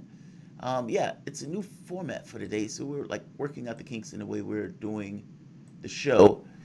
And so it's like different segments and everything else. And so we're trying to process that in somewhat of a different way, just trying to and make the show better. We have a new producer. Now, it's a new old producer, because she's been our producer prior, and she's awesome. And so it was absolutely great to get her back, to get Cam back. And it seems like we did pretty good today. We had a prodigious crowd. 265 people here. It's really, really good for this early in the morning. Let's see, who's here? Let's do a quick few minutes. A dingo ate my baby. Next time a Democrat vote and shames you to vote Biden, saying that he will push him to the left where elected. Yeah, see, that's just it, right? Look, I honestly don't think Sanders knows better. Now, the reason I say that is because the last 40 years, that's been the modus operandi. And, the blue no matter who stuff, you have nowhere else to go stuff, et cetera, et cetera, et cetera. It is very possible in his head he believes that Donald Trump is a maniac. It's possible that because he does it all the time, he sees that stuff up front and close every time, and he works with Democrats, he caucuses with Democrats, etc. And he definitely does not want to be called Ralph Nader. Like, it's all sorts of things that are part and parcel to the problems. But you should not accept voter shaming. Come on. Like, it is their responsibility to get your vote. Any inversion of that process. Basically, is Joe Biden willing to tank it to a man they call the apocalypse if it means stopping Sanders? I said that weirdly, but basically, would Joe Biden tank it to a man they call the apocalypse in order to basically to not appropriate Medicare for all and basically organically bring the party together to beat that man who they call the apocalypse? And that seems to be like off the table in regards to discussion or conversation. And lefties have appropriated that internally. Why would I believe that Sanders will be absent from that? For God's sake, you have all these people who consider themselves radicals, and all of those people are voting for Biden. And so I do think it's in our head. I do think this should have been our year for something else. And yet here we are. Jay Stone, Trump is a maniac. The difference is I'm not afraid, and I'm voting for it anyway because I hate the Democrats much more. Yes. Yes, Jay Stone. Yes. Diane Thomas was a great show. I've been listening all morning. That's my mom. Thank you. Jamal, Bernie lied. Joe is not corrupt in any way. Yes, Jim Doe. He has been lying in order to get Joe Biden elected. I agree with you. I don't like it. It sucks. And if you've seen the videos I've been making going after Sanders for the past few months, you can see where I'm coming from. So I'm going to end this here.